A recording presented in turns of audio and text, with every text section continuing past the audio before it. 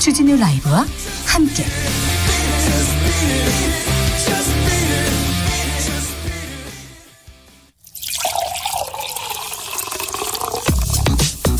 진짜 중요한 뉴스만 쭉 뽑아냈습니다. 주 라이브가 뽑은 오늘의 뉴스 주스. 정상근 기자 어서 오세요. 안녕하십니까.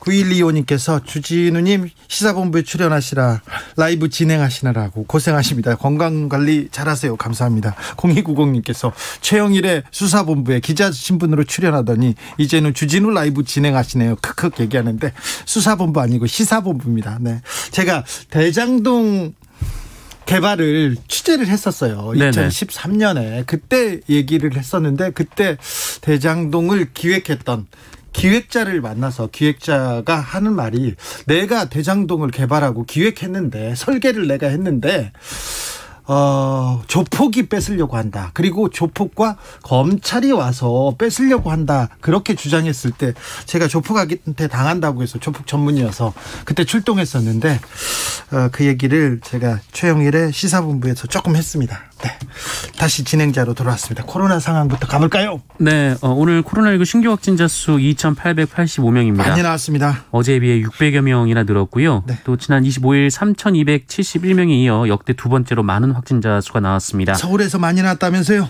네, 서울에서 1,000명 넘는 확진자가 나왔고요. 이 경기도도 거의 1,000명에 육박하고요. 인천은 150명이 넘는 등 수도권에서만 2,200명 가까이 확진자가 나왔습니다. 비수도권도 대구에서 108명, 경북에서 88명, 충북에서 83명 등 모든 광역시도에서 확진자가 쏟아지면서 669명이나 나왔습니다. 네, 각별히 조심해야 됩니다. 코로나 지금 가장 어려운 시기를 우리는 지나고 있습니다. 화천대유 뜨겁습니다. 대장동 계속 뉴스가 나오는데요. 화천대유 대주주의 누나, 그러니까 김만배 씨의 누나가 윤석열 후보의 부친의 집을 샀다고요? 네, 오늘도 관련 뉴스가 많이 나오고 있는데요. 네. 그 윤석열 국민의힘 대선 후보의 부친 윤기중 연세대 명예교수가 보유했던 이 서울 연희동의 주택을 화천대유 대주주 김만배 씨의 누나가 매입했다. 이런 보도가 열린공간TV에서 나왔습니다. 이 내용은 등기부등본이나 다른 그 서류에도 나옵니다. 팩트입니다. 네, 의혹을 제기하는 측에서는 김만배 씨가 법조 출입기자로 법조인들과 돈독한 관계를 형성하고 있었고 또 주택 매매가 이뤄지던 시점이 윤석열 전 총장이 서울중앙지검장에서 검찰총장으로 이동하던 시기였다라면서 사실상 주택 매매를 빙자해 뇌물을 준 것 아니냐 이렇게 주장을 했습니다. 하지만 윤석열 전 총장 측은 소개를 받고 팔았기 때문에 당시 그 집을 산 사람이 누구인지도 몰랐고 또 부친의 건강이 좋지 않아 시세보다 싸게 나왔다라고 반박했습니다. 네. 실제로 연희동 자택은 대지 면적 95평으로 시세가 30억 원 정도에 형성된 것으로 전해졌는데 19억에 매매가 이루어졌다고 합니다.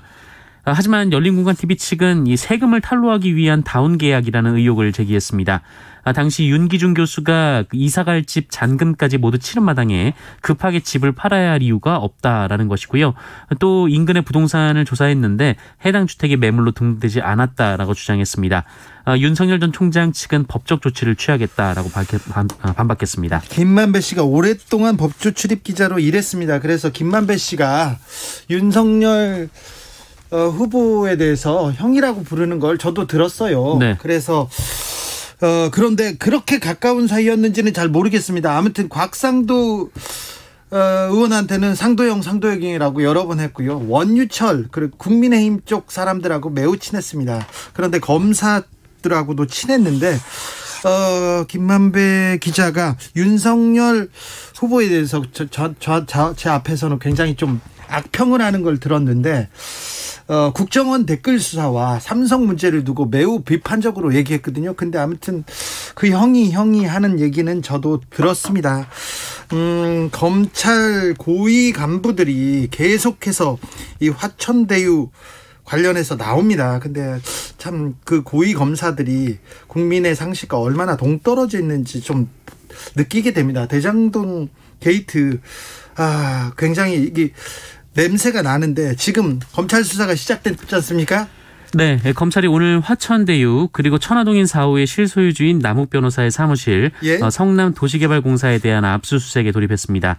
그리고 유동규 전 성남도시개발기획본부장 등에 대해 출국 금지 조치도 내렸습니다. 예, 앞서 서울중앙지검이 전담 수사팀을 꾸렸다라고 밝혔는데 여기에 검사가 17명이나 포함됐다라고 합니다. 일선지청 정도의 규모인데요. 예. 수사팀은 김태훈 4차장 검사가 지휘하고 경제범죄형사부 유경필 부장검사, 공공수사 2부 김경근 부장검사가 포함되어 있습니다. 이 대검찰청에서도 회계분석 수사관이 파견돼서 화천대유 자금 흐름을 조사할 예정입니다. 대규모 검찰 전담 수사팀이 꾸려졌습니다. 이렇게 검찰 수사가 시작되지 않습니까? 그러면 또 전직 검사들이 돈을 다 법니다. 그래서 어떤 검사들이 지금 누구 변호사 쓴다, 지금 장이 열렸다고 합니다. 좀 지켜보자고요. 검찰 고위 관계자들, 고위 검사들의 도덕성 한번 들여다봐야 됩니다. 이 기회에. 윤석열 후보 검찰총장 시절에 대검찰청이 윤 총장 장모 변호 문건을 만들었다는 얘기가 나왔습니다. 네, 윤석열 검찰총장 재직 시절인 지난해 3월 이 대검찰청이 윤석열 전 총장 장모인 최모 씨의 잔고증명서 위조 사건에 대해서 최 씨는 무죄라는 논리와 근거, 변호사 변론 요지 등을 종합한 이른바 총장 장모 변호 문건을 생산했다라고 세계일보가 오늘 보도했습니다. 총장 가족의 개인적 사건에 대검 조직이 동원됐다, 이런 의혹인데요. 네, 그런 비판이 당연히 나오는 게 마땅합니다. 네, 이 세계일보는 대검이 이 당시 최 씨와 관련한 4가지 의혹 중 하나인 이 도촌동 부동산 사건에 대한 A4 용지 3쪽 분량의 문건을 작성했고, 이것은 앞서 이 최 씨의 이 4가지 범죄 의혹에 대한 사실관계를 정리한 이른바 총장 장모 대응 문건과는 별개의 문건이다라고 설명했습니다. 도촌동 부동산 사건은 최 씨가 2013년 이 경기 성남 도촌동의 땅 16만 평 개발 사업에 관여하고 허위로 340억 원대의 은행 잔고 증명서를 만들어서 이 차익 50억 원을 챙긴 것으로 알려져 논란이 됐던 사건입니다. 문건에는 통장 잔고증명서 위조를 두고 최 씨와 분쟁 중인 사람의 전과를 나열한 뒤 이를 전문 사기범이라고 규정을 했고요. 예.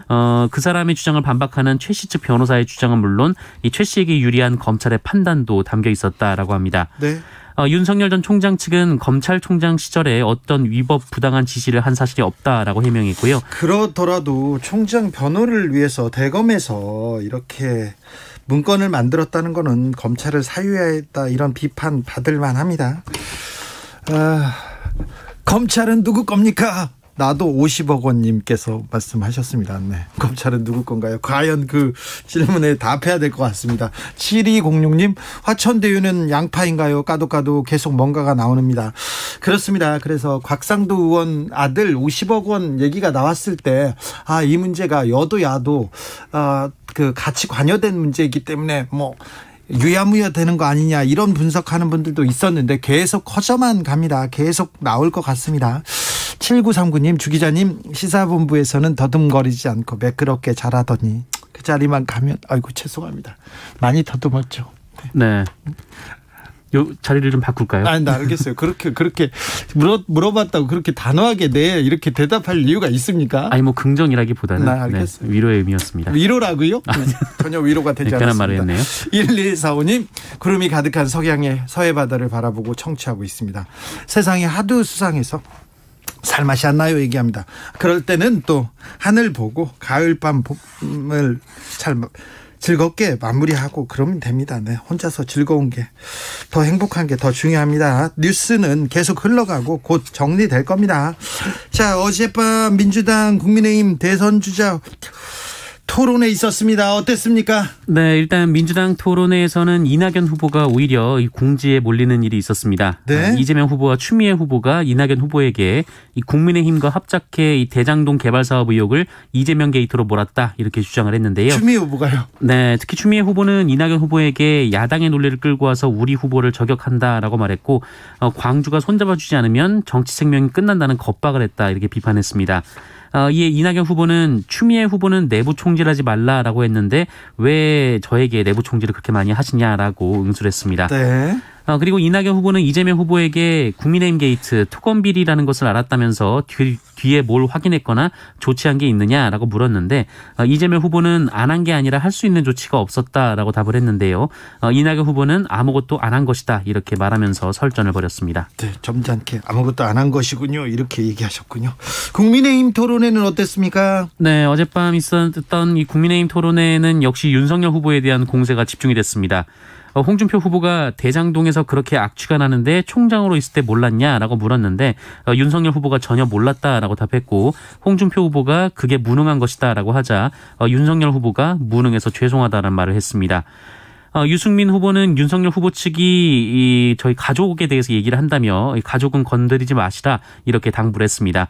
그런데 여기서 한 발 더 나아가서 본인이 윤석열 후보 부인과 장모에 대해서는 얘기 한마디 안 했다라고 말을 했는데요. 그러자 윤석열 후보가 지금 이렇게 얘기하신다라고 응수했고 유승민 후보가 진짜 이야기해볼까라고 묻자 뭐 하시라 이렇게 쏘아붙이며 불쾌한 감정을 숨기지 않았습니다. 네, 감정 싸움 계속되고 있습니다. 정영원님께서 정치 신인이 국회의원 후보만 나와도 탈탈 털리는데 윤 후보는 대선에 나왔으니 다른 정치인 10년치 털릴 거 한 번에 털리니 정신이 없을 듯합니다. 이렇게 얘기하셨고요. 7480님은 코로나도 단디, 환절기도 단디, 가을이 아름다운 만큼 환절기의 영향이 치명적입니다. 주진우 라이브 가족분들 모두 건강 조심하시오 얘기했습니다. 아이고 말씀 감사합니다. 여러분도 건강 조심하셔야 됩니다. 언론중재법 어떻게 된답니까? 네, 오늘까지 입장을 좁히지 못했습니다. 그래서 오늘 본회의에서 처리가 될지 여부가 관심이 모아지고 있는데요. 일단 민주당 지도부는 통과시킨다라는 취지의 발언을 했습니다. 예. 이 송영길 대표는 오늘 최고위원회 회의에서 이 가짜뉴스 피해구제법은 여야가 충분히 논의를 많이 했다며 합의가 안 되면 표결 처리하는 것이 민주주의 원리라고 밝혔습니다. 네. 하지만 이 박병석 의장이 해당 법안은 합의가 안 되면 직권상정하지 않겠다라는 입장이어서 쉽지 않을 것이다라는 전망이 나오고 있는데요. 일단 민주당은 의원총회를 열고 관련해서 결정을 지도부에 위임했습니다. 오세훈 서울시장이 또 검찰에 성취됐네요. 네, 이번에도 공직선거법상 허위사실 유포 혐의입니다만 이 파이시티 건과는 다른 부분입니다. 지난번에는 파이시티 관련돼서 몰랐다고 얘기했던 거고요. 그런데 이번에는요? 네, 이번에는 사랑제일교회 집회에 한 번 참석했다라고 발언한 것이 사실과 다르다라는 겁니다. 사실은요? 몇 차례 참석을 한 것으로 경찰은 보고 있는 것 같은데요. 네. 오세훈 시장은 지난 4월 25일 이 토론회에서 이 정강원 사랑제일교회 목사가 주도하는 집회에 한 차례만 참석했다라고 밝혔습니다만 이 민생경제연구소 등 시민단체가 거짓말이라며 경찰에 고발한 바 있습니다. 경찰이 조사해봤더니요. 네, 경찰은 그간 수집하고 분석한 자료를 종합해서 그리고 또 오세훈 시장을 조사한 결과 송치 결정을 내렸다. 그러니까 혐의가 있다라고 판단을 했는데요. 오세훈 시장이 거짓말을 했다고 보는 거군요. 네, 오세훈 시장은 정치적 의도가 있는 과잉 수사라면서 검찰에 진술하러 가서 당당히 경위를 밝히겠다라고 밝혔습니다. 서울시장 그리고 부산시장 자리가 거짓말로 시장의 운명을 가를 수도 있게 됩니다. 네. 그런 운명에 처해 있습니다. 북한이 어제 미사일을 발사했는데요. 초음속 미사일이 맞다고 직접 밝혔습니다. 네, 오늘 노동신문을 통해 밝혔는데요. 어제 발사한 미사일은 새로 개발한 극초음속 미사일 화성 8형이다라고 밝혔습니다. 그러면서 어제 시험 발사를 통해 안정성 그리고 기술적 지표 등을 확증했다면서 만족한다 이런 입장을 밝혔습니다. 네, 법원이 미쓰비시 자산 매각을 명령했습니다. 네, 지난 2018년 이 대법원이 강제동원 피해자들에게 위자료를 지급하라 이런 판결을 내렸습니다만 이 강제동원 조선인들의 노동력을 착취한 미쓰비시 측은 이 배상은커녕 사과 한마디도 없었습니다. 미쓰비시 측이 배상을 외면하자 법원은 결국 이 회사의 한국 내 상표권 그리고 특허권을 압류하는 강제 절차를 진행을 했는데요. 이에 불복한 미쓰비시 측의 항고를 대법원이 기각한 데 이어서 대전지방법원이 이 자산을 돈으로 바꿀 것을 명령하는 매각 결정을 내렸습니다. 네.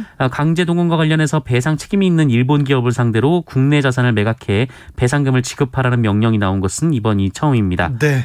아무튼 강제징용 피해자들의 한이 조금이라도 풀렸으면 하는데 아직 좀 성의 있는 자세를 일본이 좀 보여줘야 되고요. 아직 갈 길이 좀 멉니다.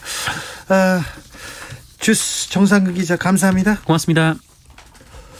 일본의 새 총리로 기시다 후미오가 당선됐습니다. 기시다는 어떤 인물일까요? 앞으로 한일 관계는 어떤 변화가 있을지 짚어보겠습니다. 일본 게이센 여학원대 이영채 교수 안녕하세요. 네, 안녕하세요. 교수님, 기시다 후미오 전 일본 외무상이 당선됐습니다. 네. 예상하시던 네, 바죠? 네, 처음부터 기시다가 제일 유리할 거라고 계속 이야기를 해왔고요. 실제 일본은 개혁보다는 조금 보수 안정을 좀 요구했던 경향들이 기시다 쪽으로 국회의원 표가 흘러간 것 같습니다. 지지율 1위 고노, 2위 이시바 시게루가 2위인데 나는 고노를 지지한다 이렇게 하고 물러났어요. 근데 3위 기시다가 당선되는데 이건 어떤 영향 때문에 그렇습니까? 네, 일본의 이 정치 구조는 국민들에게 인기가 있는 정치가가 지지율로 당선이 되는 게 아니고 예? 결국에는 일본의 그 자민당 국회의원들의 지지를 받아야 되는 것이죠. 이 총재가 되기 위해서는.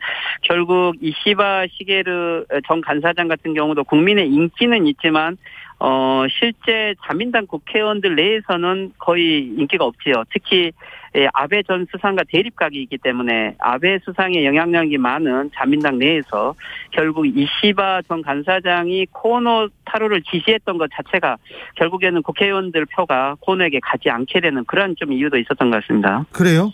오늘 기시다 후미오가 당선 인사를 할 때 아베가 일어나가지고 기립박수를 치고 있더라고요. 아베가 손을 들어준 건가요? 그렇죠. 실질적으로 제1차 투표에서는 다카이치라고 하는 아베 전 수상이 미는 극우 세력들이 표를 가져갔고 3위였죠. 그렇지만 이것은 결국 그렇죠. 키시다를 당선시키기 위한 하나의 전략이었다고 볼 수 있습니다. 결국엔 결선 투표로 가게 된 거고 코노타로보다는 결국에는 이 다카이치를 중심으로 한 아베 전 수상의 표들이 그대로 키시다에게 간 거죠. 아마 이걸 계기로 아베 수상은 키시다 신 수상하고 정권의 여러 내용이나 정책을 가지고 아마 타협을 하고 거기에 대해서 영향력을 행사하려고 이렇게 할 것으로 보입니다. 네, 알겠습니다. 국민의 지지는 앞섰지만 국회의원 지지를 못 받아가지고 고노는 이번에도 쓴 맛을 봤는데요. 한국 언론에서 기시다 얘기 나오면 금수저다 그리고 온건파 비둘기파다 이렇게 계속 보도하는데 이분을 온건한 사람이라고 봐도 될까요? 네, 그렇죠. 실제 키시다는 자민당 내에서는 중도 보수라고 볼 수 있습니다. 중도 보수? 아베 수상 같은 경우는 극우 보수를 대표한다고 할 수 있죠. 근데 일본이 아베 수상이 등장해서 약 7년에서 8년간 극우 보수 노선을 전면화 내세웠고 여기에 키시다 지금 신임 수상 같은 경우는 일본의 자민당 내에 민주주의가 붕괴되어 가고 있다라고 아베 수상을 비판하기도 했죠. 그런 의미에서는 중도 보수 색깔을 조금 회복하려고는 할 것 같습니다. 그리고 한국과의 관계에 있어서는 한일 국교 정상회담을 이끌었던 코치파라고 하는 원래 이 중도 보수 세력을 계승하고 있는 파벌인 거죠. 네. 그런 면에서 나름대로 자부심은 있을 거라고 보입니다.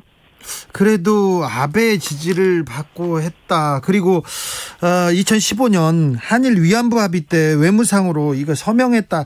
우리한테는 좀 부담스럽습니다. 그렇죠. 이 키시다 신 내각의 성격을 분석하기가 쉽지는 않은데 그럼에도 불구하고 이 키시다 씨는 한국과의 관계 개선은 일본에 국익이 된다라고 하는 생각은 가지고 있을 겁니다. 그리고 무엇보다도 일단은 대화에 의한 문제 해결은 필요하다라고 느끼는 입장이고요. 그렇지만 장기적으로 지금 현재 키시다 내각이 바로 한국과의 관계 개선을 하기는 쉽지 않은 게 11월에는 중의원 선거가 있을 것이고 또 내년에는 참의원 선거를 들어가게 되는 거죠.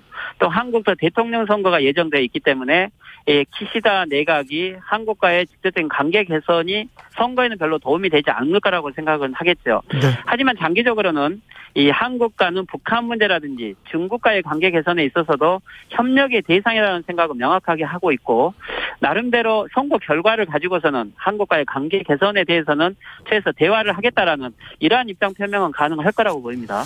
지난번에 주진우 라이브에 호사카 유지 교수가 나오셔가지고 고노가 됐으면 좋겠다. 기시다는 아소다로와 아베의 생각을 그대로 움직이는 예스맨이다 이렇게 얘기했는데 유민정 님도 이 부분 지적합니다. 아베 시즌 3 아닙니까? 물어봅니다.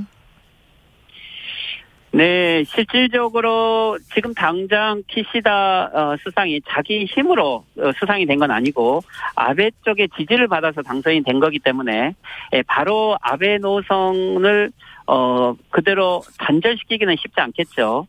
하지만 스가 수상하고 키시다가는 조금 결이 다르다고는 봐야 될 것 같습니다. 스가 수상 같은 경우는 실질적으로 아베 수상의 어떻게 보면은 오물 처리를 했다고 할까요? 실질적으로 자기 결정적인 영향력은 할 수가 없고 아베 수상의 뒷바라지를 해주고 있는 정권이었지만 키시다 같은 경우는 저는 일본의 텔레비 방송에서 키시다 신임상하고 대화를 해본 적도 있고 이후에 간단한 대화를 하면서 느꼈던 것들은 나름대로 아베 수상에 대해서는 비판적이면서도 한국과의 관계 개선에 대해서는 나름대로 의지를 항상 표명하고 있었던 것 같아요. 네. 그런 의미에서는 조금 더 시간을 가지고 지켜봐야 될 것 같습니다. 직접 만나셨을 때 무슨 얘기 하셨어요? 실질적으로 이 자민당 내에서의 역할이 너무 극우적으로 가고 있기 때문에 한국과의 관계 개선을 위해서는 키시다 씨가 수상이 된 게 좋겠네요라는 이런 이야기도 했고 그런 의미에서는 열심히 하겠습니다라는 이런 발언도 하셨던 것 같습니다. 열심히 하겠다고만 했습니까? 다른 얘기는 안 했습니까? 조금 개인적인 이야기도 해서 조금 한계는 있을 것 같습니다. 개인적인 얘기는 어떤 얘기 하셨어요, 교수님? 예를 들면 키시다 수상 같은 경우는 신임 수상 같은 경우는 원래 친한파로 알려져 있는 분이죠. 그런 의미에서는 한국과의 관계 개선에 필요하면은 여러 전문가들이 있지 않겠느냐 이런 이야기도 좀 하고 했습니다. 네, 알겠습니다. 자세한 얘기는 나중에 듣도록 하겠습니다. 자, 기시다가 총리로 이렇게 선출됐습니다. 일본 내 여론은 어떻습니까?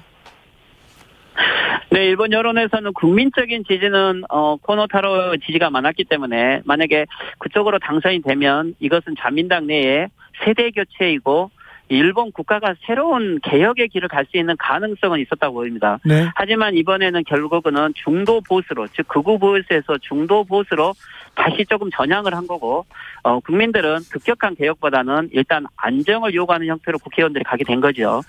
그렇기 때문에 나름대로 일반 보수적인 층들은 안정감을 느낄 것이고 하지만 젊은 층으로 가면 갈수록 일본 내에서는 이번에 새로 기대할 게 없다. 결국 키시다 내에서 일본의 새로운 개혁은 어렵다라고 하는 좀 이런 여론으로 갈려갈 것 같습니다. 하이든님께서 키시다의 후쿠시마 오염수에 대한 입장은 어떤가요? 물어봅니다.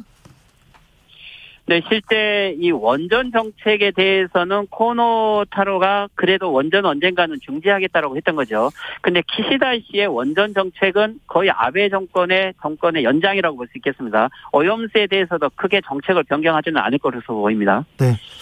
스가 총리에 대한 평가는 어떻습니까? 이제 스가 총리는 끝났는데.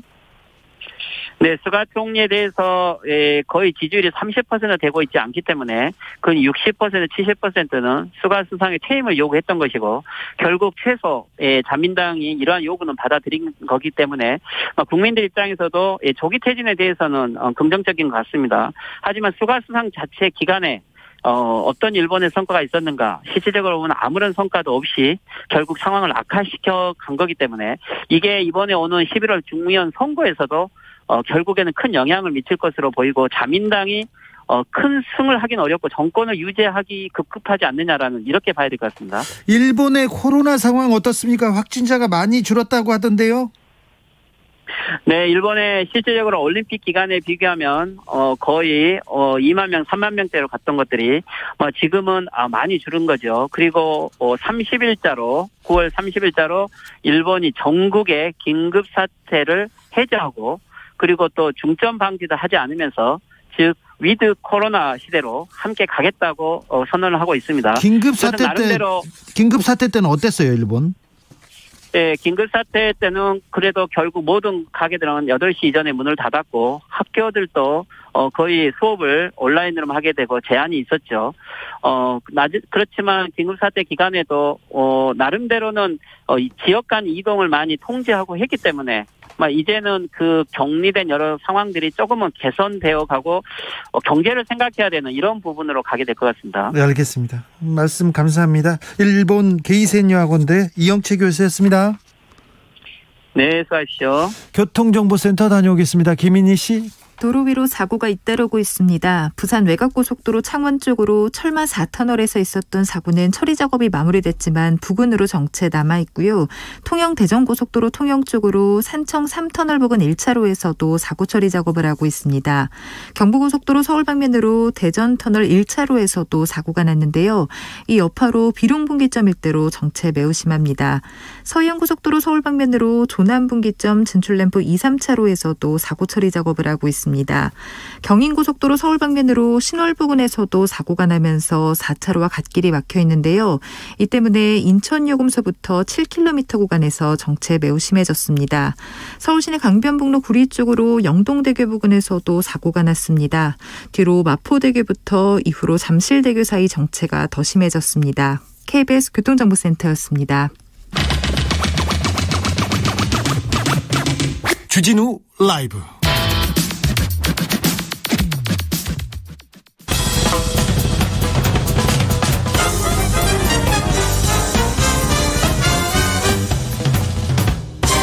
훅 인터뷰. 모두를 위한, 모두를 향한, 모두의 궁금증 훅 인터뷰.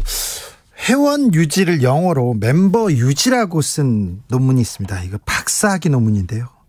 윤석열 전 총장의 부인 김건희 씨 국민대학교 박사학위 논문입니다. 우리나라에서 가장 유명한 박사학위 논문이 됐는데요. 근데 국민대에서는 논문 조사를 안 하겠다고 합니다. 그래서 오늘도 국민대 앞에서는 1인 시위가 이어지고 있습니다.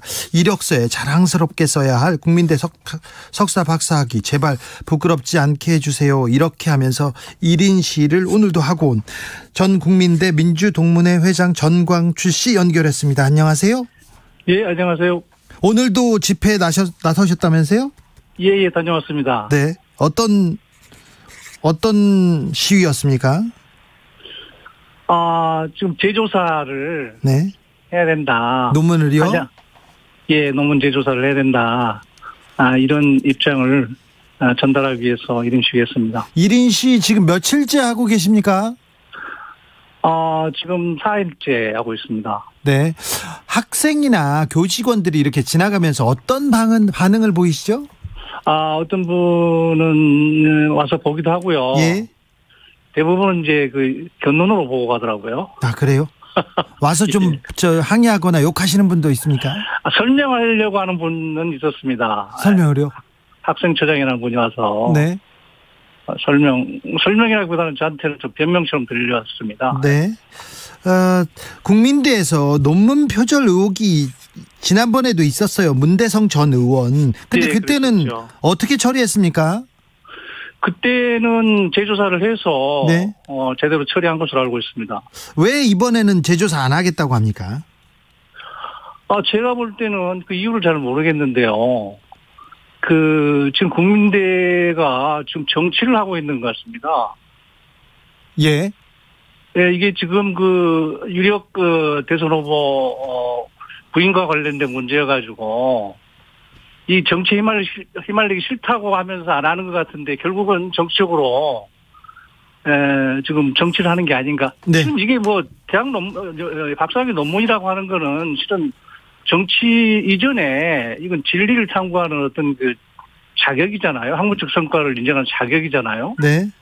근데 이거를 정치를 하는 사람만 가지고 있는 게 아니고 지금 우리 박사 석사학위 논문을 국민대에서 받은 학위자들이 많은데 네. 이 전체 박사 석사 학위자들의 문제거든요. 그리고 국민대가 이게 자존심도 있죠. 학문도. 자존심이죠. 예, 네. 그렇죠. 국민대는 실제로 상해 임시정부의 국무위원들이 와서 세운 학교입니다. 네. 민족사학인데 이런 엉터리 박사 논문을 양산하고도 뻔뻔하게 이거 조사하지 않겠다. 이렇게 하는 거 너무 화가 나죠. 네, 국민대가 조사를 하고 싶어도 검증 시효가 지나서 못하는 거다 이렇게 말하고 있죠.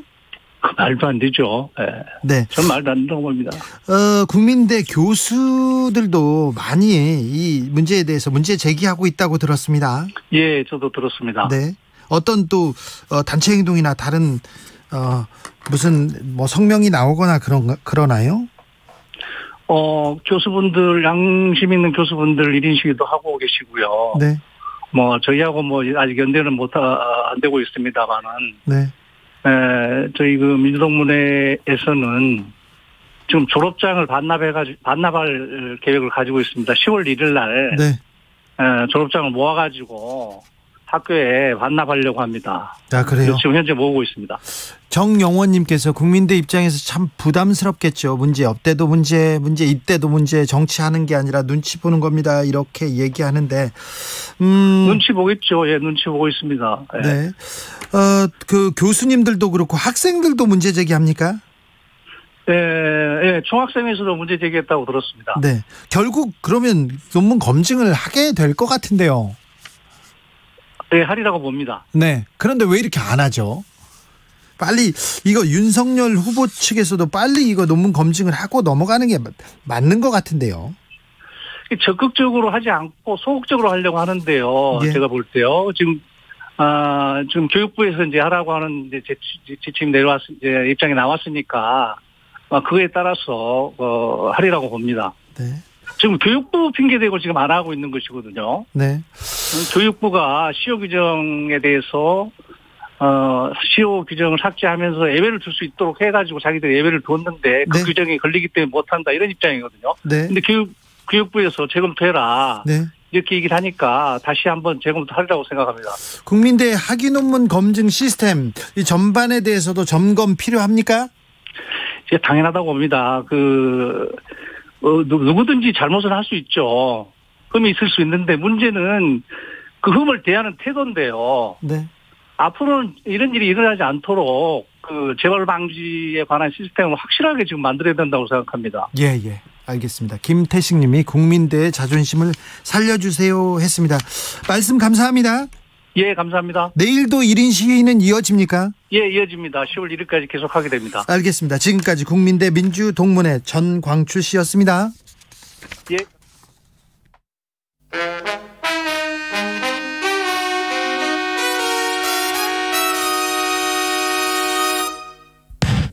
주진우 라이브 돌발 퀴즈. 오늘의 돌발 퀴즈는 객관식입니다. 문제를 잘 듣고 보기와 정답을 정확히 적어 보내주세요. 정부가 단계적 일상회복 방안으로 이것 도입을 논의하고 있습니다. 만약 이것이 도입된다면 PCR 음성 확인서를 지참하지 않은 미접종자는 다중이용시설 이용이 제한될 수도 있는데요. 백신 접종을 완료한 사람 등에 제공하는 일종의 보건증명서인 이것은 무엇일까요? 보기 드릴게요. 보기 1번 누룩 패스, 2번 백신 패스. 다시 들려드릴게요. 보기 1번 누룩 패스, 2번 백신 패스. 샵 9730 짧은 문자 50원, 긴 문자는 100원입니다.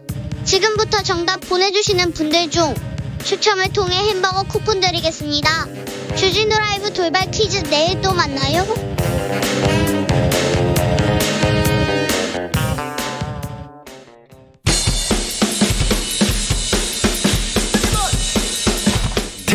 틱탁 결란한 입담의 환상 드리블. 오늘 이 뉴스를 주목하라. 이슈 티키타카.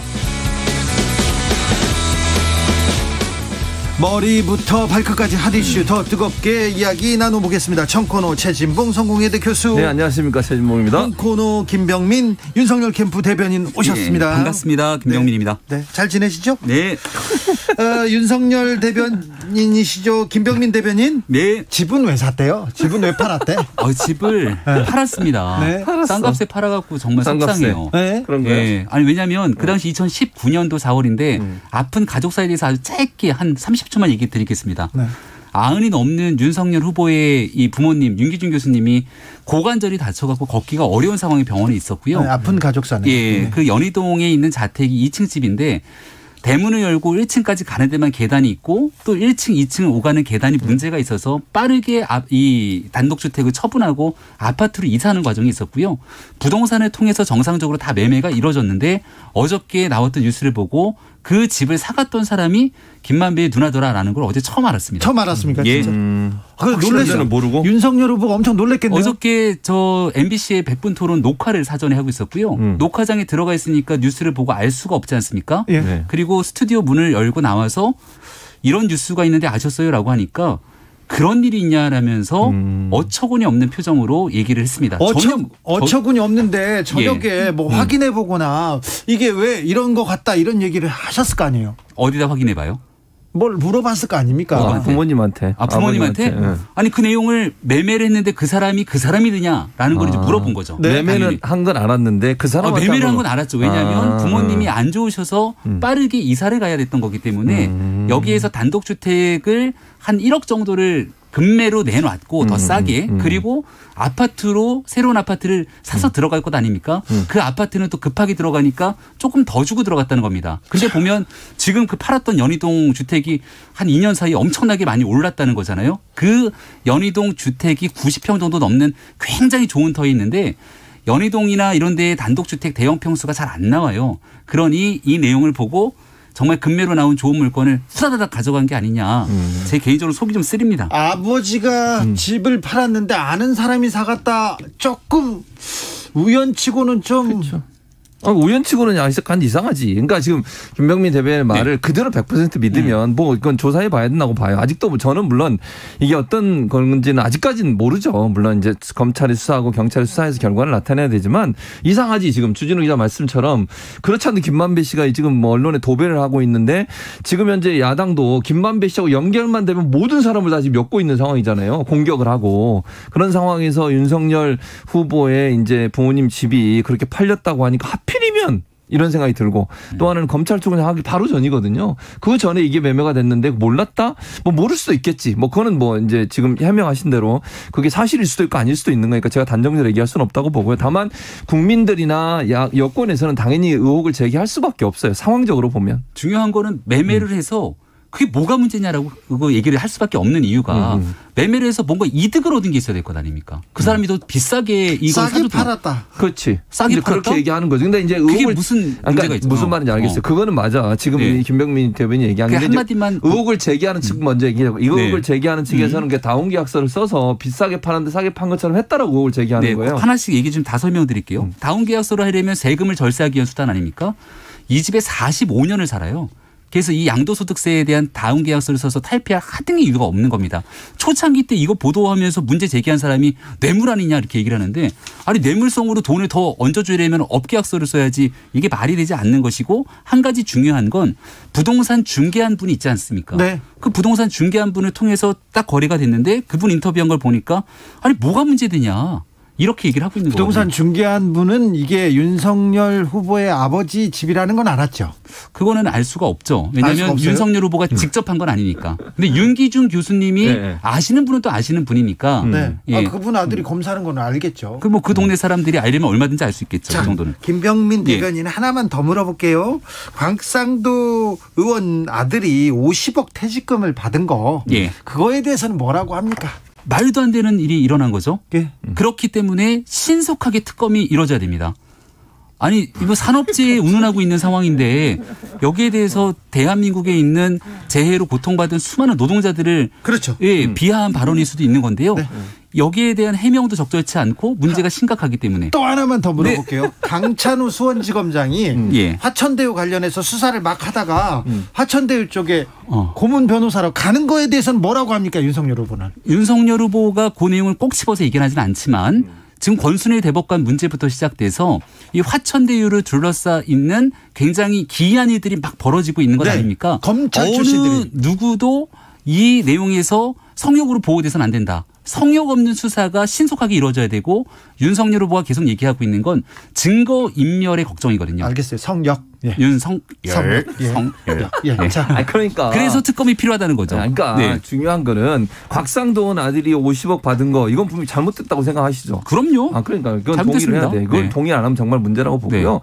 수사를 해야 한다고 보고 저는 이제 이렇게 생각을 해요. 특검 얘기를 자꾸 하는데 특검이 중요한 게 검찰이 제대로 수사를 할 수 있도록 하는 게 필요하고 그런 차원에서 보면 합수본을 만드는 건 저는 필요하다고 생각해요. 개인적으로. 합동사무를 만들어서 거기에 관련된 예를 들면 금융이든 국세청이든 다 들어와서 함께 수사를 해서 빠른 시간 안에 결과를 내는 게 필요하다고 저는 보고 특검을 하는 걸 지금 얘기할 그런 단계는 아니라고 봐. 왜냐하면 합동수사본부나 경찰이나 검찰에 수사를 했는데 제대로 수사를 안 하거나 뭐 미진한 부분이 있거나 발표를 했는데 거기에 대해서 정말 문제점이 있다고 판단이 되면 그때 가서 특검을 또 얘기할 수 있다고 봐요. 그러니까 지금 수사를 하고 있는데 그 수사 내용이 어떻게 결과가 나올지도 모르는데 특검부터 하자고 자꾸 얘기하는 것은 저는 타당하지 않다고 보고 수사를 빨리 할 할 수 있도록 적극적으로 수사에 협조하고 관련된 분들 소환하면 소환 적극적으로 임해서 다 소명하고 이런 과정을 통해서 수사가 빨리 이루어지도록 해야 된다고 봅니다. 육구상구님께서 김병민 대변인 하루도 편할 날이 없네요. 너무 힘드시겠어요 얘기합니다. 힘들죠? 아닙니다. 근데 시간이 어제도 밤 늦게까지 토론을 하고 또 아침부터 일을 하니까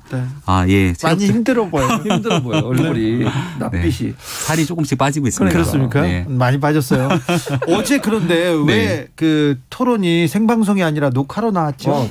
밤이 11시가 넘는 그 시간대의 토론이어서 너무 늦은 시간이다 보니까 1시간 반 정도 녹화라고 그대로 내보내는 경우들이 종종 있거든요. 그래요? 심야에 하는 토론 경우엔. 네. 근데 긴장감을 위해서는 딱 그 시간에 해도 괜찮은데 방송국에서 그렇게 정한 것 같습니다. 그렇습니까? 네. 어제 민주당 국민의힘 경선 TV 토론회가 있었는데요. 한 장면 듣고 올까요? 문재인 정권에 실패한 국방부 장관이나 참모총장이나 이 사람들 다 데리고 와서 이제 북핵 대북 정책을 만들었는데 이거 보니까 대북 정책이 우리 당 성격하고는 전혀 달라요. 문재인 정권이 이익이라고 합니다. 그래서 심지어 대북 정책에 관해서는 문성열이라는 말도 지금 SNS에 떠돌고 있어요. 여기에 대해서 우리 어떻게 후보님이 만드신 거 아니에요? 아니. 그러니까 어떤 점이 문재인 정권과 같습니까? 주변국의 공조를 강화해서 비핵화 대화를 재개하면 남북간 소통을 확대한다. 네네. 이거 문재인이가 늘 해오던 거죠. 이거는 문재인 정권 판문점에 남북의 상설 사무소 설치한다. 네. 이것도 문재인이가 해오던 거죠. 문재인이가 홍준표 후보가 계속 이렇게 하면서 윤석열까지 나왔어요. 네. 국민의힘 경선 후보 토론에서 윤석열 후보 네, 아마 홍준표 후보가 윤석열 후보의 중도 외연 확장에 대해서 적극적인 홍보를 해주는 것 같아요. 자칫 잘못 생각하면 2018년도에 한반도 평화에 대한 급물살을 타고 있었고 그 당시에 당 대표가 홍준표 대표 아니었습니까? 그리고 치러졌던 지방선거에서 어떤 선택을 국민들께서 했는지 다 기억하실 텐데요.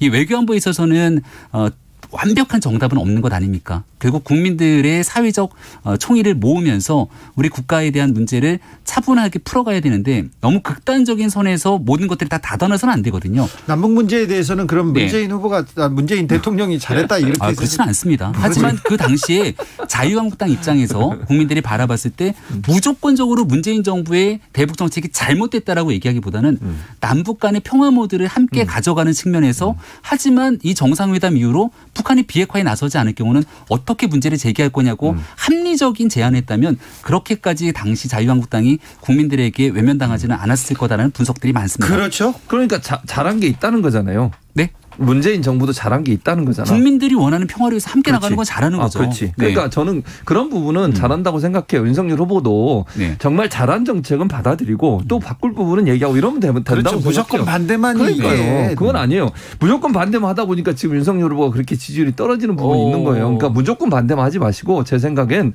받아들일 건 받아들이고 또 잘못되면 이렇게 바꿉시다. 이렇게 얘기하면 좋겠다고 생각을 하고 안보 문제도 저는 그렇게 접근하는 게 맞다고 생각해요. 그리고 어제 토론은 그래도 좀 나았어. 그 전에 토론할 작게 5015하고 김여정 담화문 때문에 엄청난 또 마이너스가 됐잖아요. 작게 5015는 전원책 변호사가 그랬더라고요. 윤석열이 옳다. 소리예요. 전원책 변호사님은 옳은 말을 잘 안 하시는 분이세요. 아니 작게 5015에 대한 얘기를 공개적인 석상에서 군사 대비를 언급하는 것 자체 여기에 대한 내용들을 여기서 상세적으로 대통령의 역할을 언급하면 더 이상의 작게의 의미가 없잖아요. 그런데 솔직히 말해서 몰랐잖아요. 작게. 그렇지 않아요. 그날 토론이 끝나고 나서 작게 5015, 5027 등에 대한 내용들을 다 인식을 하고 5015에 대한 내용은 처음 던졌기 때문에 거기에 대해서는 나오고 나서 다시 한번 숙지를 했습니다만 중요한 건 작게는 한반도 유사 상황이 발생했을 때 필요한 것이고 작게 5015라는 건 전작권이 반환된 것을 전제를 하고 얘기를 하지 않습니까? 그럼 당연히 전작권이 반환된 상태에서의 대한민국 지도자의 의사결정에 미국 대통령과의 협의는 최우선 과제이기 때문에 이 내용을 언급한 거에 대해서 전문가들이 잘했다라고 평가하는 분들이 많습니다. 알겠어요. 좀 잘 몰랐어도 몰랐다고 하면 됩니다. 자, 5718 괜찮아 모르는 게 죄입니까? 거울을 모른다고 검사하다가 5718님 윤 이야기는 이제 그만해요. 알겠습니다. 저희는 청취자의 의견 그대로 따릅니다. 홍준표 이야기로 좀 가보겠습니다. 잠깐 홍준표 후보의 이야기 좀 들어보겠습니다. 아니 슈미트 동독에 전략 핵이 배치됐기 때문에 정보에 대한 공유만 바뀐 거죠. 슈미트 그거 다시 공부해 오십시오. 아니 홍 후보님은 혼자 아는 것처럼 하시는데 제가 홍 후보님보다 국제 관계에 대해서 더 전문가입니다. 나중에 보시면 알겠지만 아니 핵개발 독자 핵무장 추진할 겁니까 안 할 겁니까? 공부 좀 제대로 해주십시오. 아니 저렇게 유약해가지고 자 윤석열 후보에게 어떻게 대통령 하겠다고 묻겠습니다. 아까 네, 원희룡 후보한테 좀 공격당했어요. 많이 좀요. 그렇죠, 많이 공격당했죠. 그러니까 본인이 이제 원희룡 후보가 차근차근 따지니까 이제 할 말이 없으셨나 봐. 그러다 보니까 유약해가 이렇게 그것도 저는 잘못됐다고 생각해요. 그렇게 얘기하면 안 되는 거죠. 논리적으로 얘기하고 논리적으로 따져야지 뭐 상대방이 유약해 보인다 뭐 특정 후보에 대해서 공격하고 이런 식으로 하면 안 된다고 보고요. 그러니까 홍 후보는 본인이 잘 아는 거 본인이 뭐 공격할 소재만 가지고 계속 질문하고 답변할 때는 상당히 또 안 좋은 모습을 보여줘요. 그게 이제 저는 맹점이라고 보는데 그러니까 윤 후보한테도 계속 공격만 하잖아. 질문만 하고 그럼 본인은 빠져버리고 답변 못하는 걸 또 공격하고 이런 식인데 본인도 명확하게 잘 아는 부분을 어필하지 않으면 홍 후보의 저런 모습도 그게 크게 환영받는 모습은 아니라고 봐요. 홍준표의 상승세 좀 주춤하는 분위기입니다. 지금 현재는 그렇죠. 근데 이제 문제는 저는 이게 윤석열 후보와 연관돼 있다고 보거든요. 두 사람이. 네. 그러니까 다른 후보와 다르게 윤석열, 홍준표 이 두 후보는 서로 간의 어떤 지지율에 연동이 돼 있다고 저는 개인적으로 좀 생각을 해요. 그래서 윤석열 후보가 좀 빠지면 홍준표가 올라가는 듯한 모습을 보이고 있기 때문에 지금 말씀하신 것처럼 홍준표 후보가 어느 정도 주춤하고 있는 상황에서 윤석열 후보가 그러니까 따라올 거냐의 문제인 건데 저는 이제 그게 이번 이제 다음번에 발표될 여론조사에서 어느 정도 반영되냐를 봐야 될 땐 저는 좀 안타까운 부분. 제가 그냥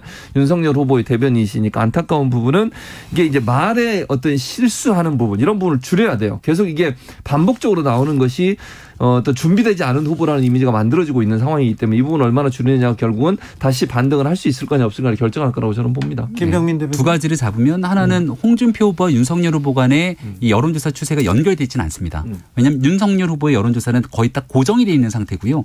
홍준표 후보가 급격하게 치고 올라오는 모습들은 있었죠. 네. 그러니까 밖에 있는 무당층 그리고 민주당 지지자들을 끌고 들어왔기 때문에 그런 측면들이 일부 있는 것이고 또 과거에 최재형 후보가 지지율 상승 국면에 있었던 나머지 표들을 갖고 오고 있는 거거든요. 어제 토론을 보면 제 개인적인 생각으로는 원희룡 후보, 하태경 후보 등이 홍준표 후보에게 맹공을 펼치기도 하는데 그렇죠. 어딘가에 있는 표를 가져와야 될 것 아닙니까? 근데 윤석열 후보의 표는 굉장히 고정층이 단단하게 있어서 가져오기가 쉽지가 않아요. 최근에 급격하게 올라간 홍준표 후보의 표를 가져와야 되겠다고 하는 다른 후보들의 모습들이 눈에 띄었다는 게 제가 바깥에서 보고 있었던 상황이고 말실수 언급하는 분들이 있는데 저는 하나의 프레임이라고 생각을 합니다. 그러니까 이 말실수 어저께 있었던 토론회라든지 또 기존의 정치 행보를 이어왔을 때 처음에는 윤석열 후보가 광고 듣고 오나요? 아니요. 아니 괜찮아. 청약통장 이런 거 모르는 거지 말실수가 아니라 이런 거죠. 작게도 모르는 게지 말실수가 아니다 이런 거죠. 청약통장 정도로 몰라도 된다. 처음에 윤석열 후보에 대해서 평생 검사하셨던 분이 정치 정책을 알겠냐고 얘기했는데 굉장히 많은 내용들을 전문적 얘기를 쭉 풀어내니까 그중에서 한두 가지 정도는 일부 모를 수 있죠. 사실관계에 좀 어긋나는 게 나올 수 있지만 다 조정이 가능한 내용들입니다. 알겠습니다.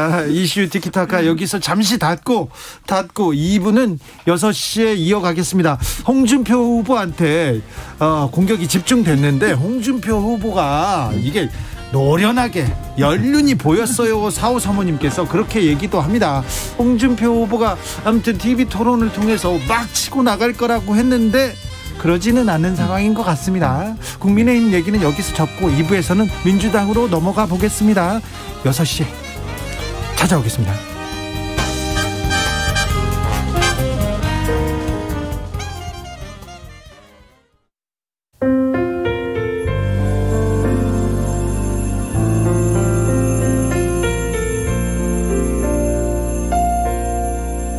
KBS 라디오 연중기획 희망충전 대한민국 449번째 이야기. 안녕하세요. 아나운서 이연주입니다.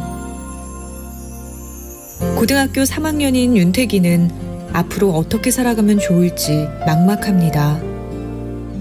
어릴 때 엄마가 집을 나가셨고 3년 전 아빠는 담도암으로 투병하다가 돌아가셨습니다. 아빠와 재혼했던 새엄마는 윤태기에게 남겨줬던 아빠의 유산을 가지고 자취를 감췄습니다. 그렇게 윤태기는 세상에 홀로 남겨질 수밖에 없었는데요. 응급구조학과에 진학하겠다는 꿈이 있었지만 대학 진학은 포기하고 돈을 벌기로 결심했습니다. 내년이면 성인이 돼서 정부 보조를 받을 수 없는 윤태기에게는 당장 먹고 사는 일이 제일 큰 과제이기 때문입니다. 홀로 서기를 앞두고 두려움에 떨고 있는 윤태기에게 희망은 반드시 찾아온다는 걸 보여주세요.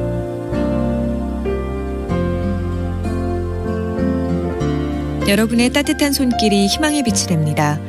ARS 060-700-1580 060-700-1580 한 통화 3,000원으로 희망을 선물해 주세요. KBS 라디오 연중기획 희망충전 대한민국은 초록우산 어린이재단, 인탑스 주식회사 그리고 청취자 여러분과 함께합니다. ARS 060-700-1580 한 통화 3,000원입니다.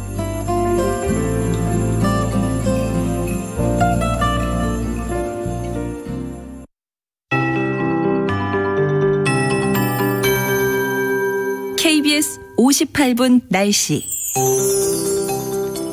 오늘 밤에 대부분 지역으로 비가 이어지다가 중부지방부터 차차 그치겠습니다. 내일은 흐린 뒤에 중부지방은 새벽부터, 남부지방은 낮부터 맑아지겠습니다. 따라서 내일은 중부지방을 중심으로 일교차가 다시 크게 벌어지겠고요. 내일 충북과 전북은 새벽까지, 전남과 영남, 제주는 오전까지 비가 이어질 전망입니다.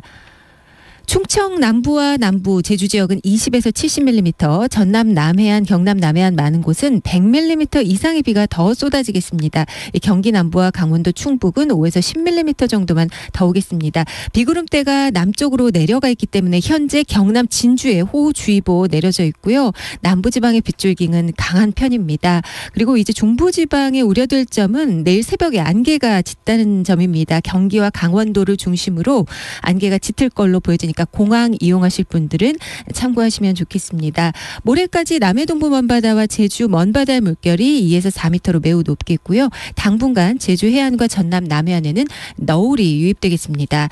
내일 아침 서울의 기온 17도로 예상되고 대전 18도, 대구는 20도를 보이겠습니다. 낮 기온은 서울, 광주가 28도까지 다시 오르겠습니다.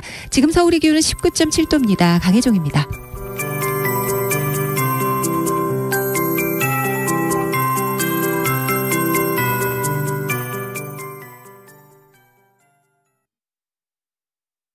정성을 다하는 국민의 방송 KBS가 6시를 알려드립니다.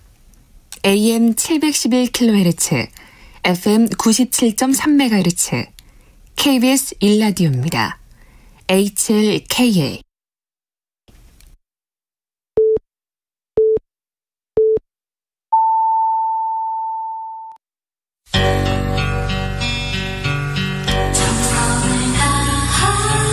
정성을 다하는 국민의 방송 KBS 주진우 라이브. 그냥 그렇다고요. 주진우 라이브 함께하고 계십니다. 지역에 따라 2부에 합류하신 분들 계셨죠. 아이고 1부 막바지에 참 재밌었는데, 1부 처음에 좋은 정보 많은데 7시까지 주진우 라이브 함께해 주시고 유튜브에서 찾아보시면요 1부도 괜찮습니다. 들어보십시오. 먼저 라디오 정보센터 다녀오겠습니다. 정한나 씨.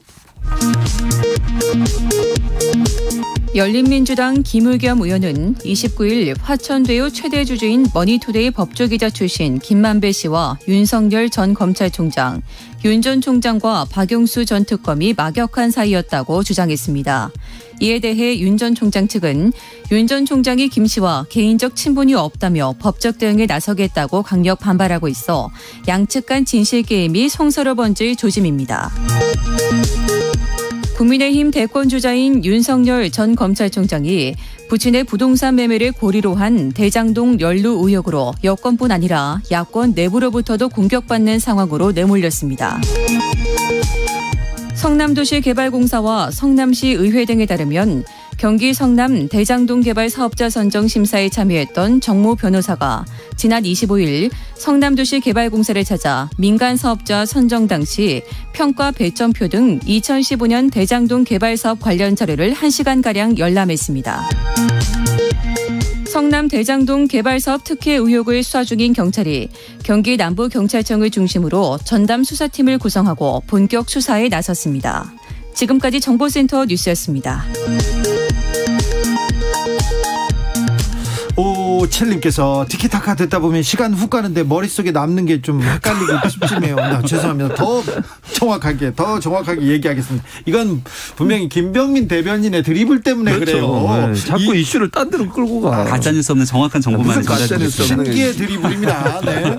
그래도 지금 김병민 대변인이 추미애 후보나 다른 얘기는 안 하고 있어요. 지금. 그렇죠. 네, 침대 드리블 안 하고 있습니다. 2816 김병민님은 윤석열 후보님의 말을 해설하시느라 다른 일을 잘 못하시는 것 같아요. 해설을 하고 다니죠. 네, 대변인이었으니까. 예. 1147님 꿈속에서도 변명 많이 할 걸 이렇게 얘기합니다.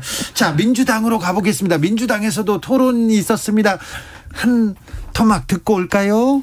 대통령을 사과시켰다라고 자꾸 저에게 오해를 하시는 말씀을 하시는데요. 이렇습니다. 제가 사직 의사를 대통령님께 밝혔을 때에 대통령님께서는 특별히 감사하다 이런 말씀까지 해주셨습니다. 여기에 대해서 주 후보께서 사과하실 의향은 없으신지요? 네, 저에게? 네, 대통령 말씀은 늘 존중돼야 하지요. 네. 그렇다면 대통령께서 제 대표직 수행에 대해서 환상적이다, 당정청 관계가 최상이었다. 그 말씀도 추 후보께서 존중하셔야 되거든요. 네, 잘 하셨다고 했습니다. 그런데 전혀 그렇지 않고 반대로 말씀하신 것은 사과하실 용의가 있는가요? 대표 수행 전반을 놓고 그런 건 아니죠. 빵점이라고 말씀하신 적이 있었죠.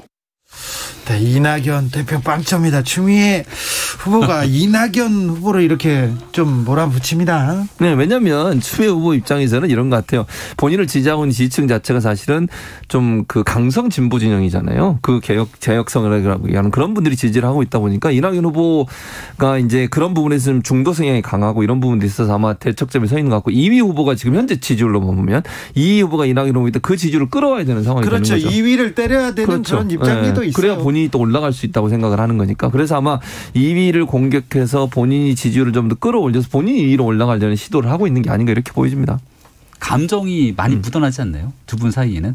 저는 그런 생각이 드는 게 이낙연 대표가 한때 유력한 대권 주자였는데 어느 날부터 4.7 보궐선거 이후로 온데간데 없이 사라지잖아요. 그 중간에 무슨 일이 있었는고 하니 민주당 당대표 지지율을 다 갉아먹었던 핵심적인 이유가 추윤 갈등 아니냐. 이 추미애 장관의 일들 때문에 이 위기가 왔다고 생각하는 것이 아닌가 토론을 지켜보면 그런 감정들이 느껴지는 것 같은데요. 저는 이낙연 대표가 상황 판단 잘하고 있다 이렇게 생각을 하고 근데 이미 대세가 다 기울어져 버렸기 때문에 남은 경선이 큰 의미가 있나 이렇게 좀 생각이 되긴 합니다. 국민의힘 쪽에서는 그러면 민주당은 뭐 이재명으로 이렇게 끝났다 이렇게 보시나요? 지난번 호남 경선에서 어느 정도 이 한번 반전을 꾀할 수 있는 모멘텀이 일부 있었는데 거기에서조차 제대로 승기를 잡지 못했기 때문에 나머지 있는 경선 과정에서 이를 돌파할 수 있는 변수를 아무리 눈을 씻고 찾아봐도 잘 보이지는 않습니다. 그럼 뭐 저도 전반적으로 이렇게 생각해요. 지금의 경선의 상황을 보면 사실 대세론 자체가 굳어지고 있어서 대세론이 흔들릴 가능성은 낮다고 봅니다. 물론 그렇다고 100% 그게 뭐 간다고 볼 수는 없겠지만 현재 상황으로 보면 왜냐하면 호남 경선에서 만약에 유의미한 변화가 있었거나 아니면 1위 후보가 바뀌었다고 하면 그렇죠. 어느 정도 의미가 있을 텐데 지금 상황으로 봐서는 그걸 바꿀 가능성이 낮기 때문에 김병민 대변인 말씀처럼 민주당 경선은 지금 대세론이 굳혀져 가고 있는 상황이다 이렇게 볼 수 있을 것 같습니다. 이게 국민들께서 한번 마음을 준 후보를 잘 안 바꾸더라고요. 이재명 후보가 민주당 진영 내에서 유력하게 독보적으로 있는 것처럼 이쪽 진영에서는 또 윤석열 후보에게 딱 독보적으로 줬던 마음들이 잘 안 흔들리는 국민의힘에서는 국민의힘 경선에서는 변수가 없을까요? 맞습니다. 전혀 그렇지 않다고 저는 생각을 하고 아니 민주당에서는 화천대유라고 하는 엄청난 이슈가 터졌는데 이재명 지사의 특유의 뻔뻔함 그러니까 곽상도 의원 나왔잖아요. 50억이 나왔잖아요. 화천대유에 연결되어 있는 모든 분들이 특유의 뻔뻔함으로 이 내용을 갑자기 곽상도 의원으로 확 던져버리지 않습니까? 그래서 이게 김병민 대표는 뻔뻔하지 않았는데 뻔뻔해.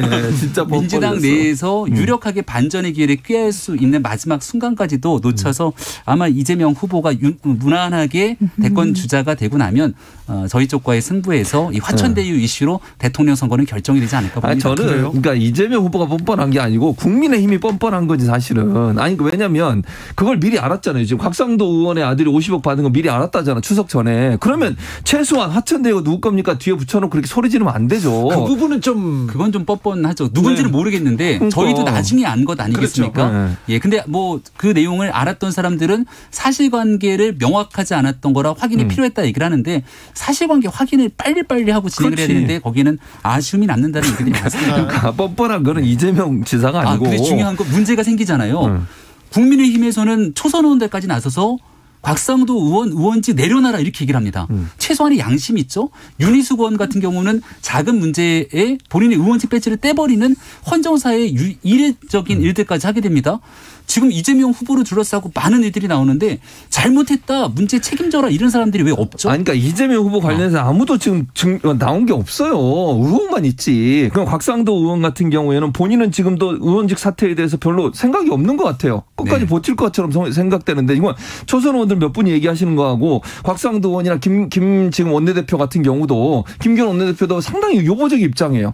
좀 이준석 대표 혼자서 막 처벌할 수 있다고 이렇게 얘기하죠. 나머지 분들 전혀 얘기 안 하고 있어요. 이건 저는 문제라고 보고 이재명 후보는 아직까지 직접적으로 연관된 게 나온 게 없잖아요. 그럼 아니 뭐 있어야 얘기를 하지. 없으니까 없다고 얘기하는 거죠. 성남시 도시개발공사에 여러 가지 문제점들이 나와서 오늘 압수수색에 들어갔으면 당시 성남시에 몸을 담고 있었던 사람들에 대한 문제 그리고 그 당시 지방자치단체 장으로서 의사결정을 내렸던 이재명 후보에 대한 도의적인 책임에 대한 문제라도 언급을 해야 되는데 그런 측면은 매우 아쉽습니다. 그러니까 압수수색을 통해서 결과가 나오면 누가 연관되는지 나올 거예요. 네. 그러니까 압수수색하는 것은 수사 과정에서 필요해서 하는 거지. 그게 성남시가 문제고 시장이 문제가 있어서 압수수색한 건 아니에요. 아직은. 그건 모르는 거라는 거죠. 화천대유에서 돈을 받은 사람은 지금 곽상도 의원의 아들과 그리고 원유철 전 의원인데 원유철 전 의원 국힘의 전신에서 원내대표를 하고 2015년 14년 그 당시에 원내대표를 하고 굉장히 핵심이었죠. 네, 맞습니다. 곽상도 의원은 박근혜 정부에서 초대 민정수석을 했고 굉장히 실세였죠. 권력에 있는 사람들이 화천대유에 다 모여든 것 아니냐고 국민들이 의심하고 있잖아요. 네. 성남의 뜰에 있는 대표가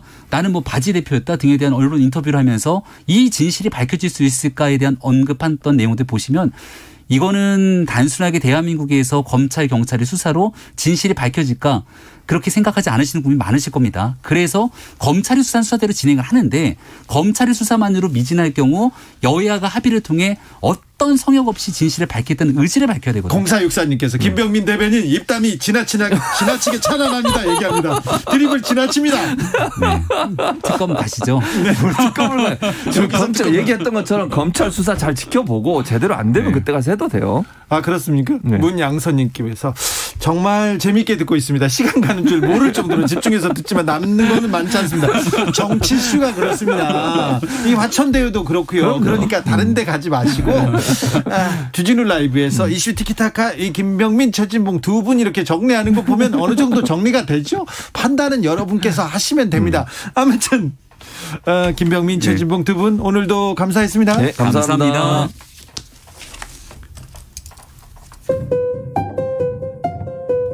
정치 피로, 사건 사고로 인한 피로, 고달픈 일상에서 오는 피로.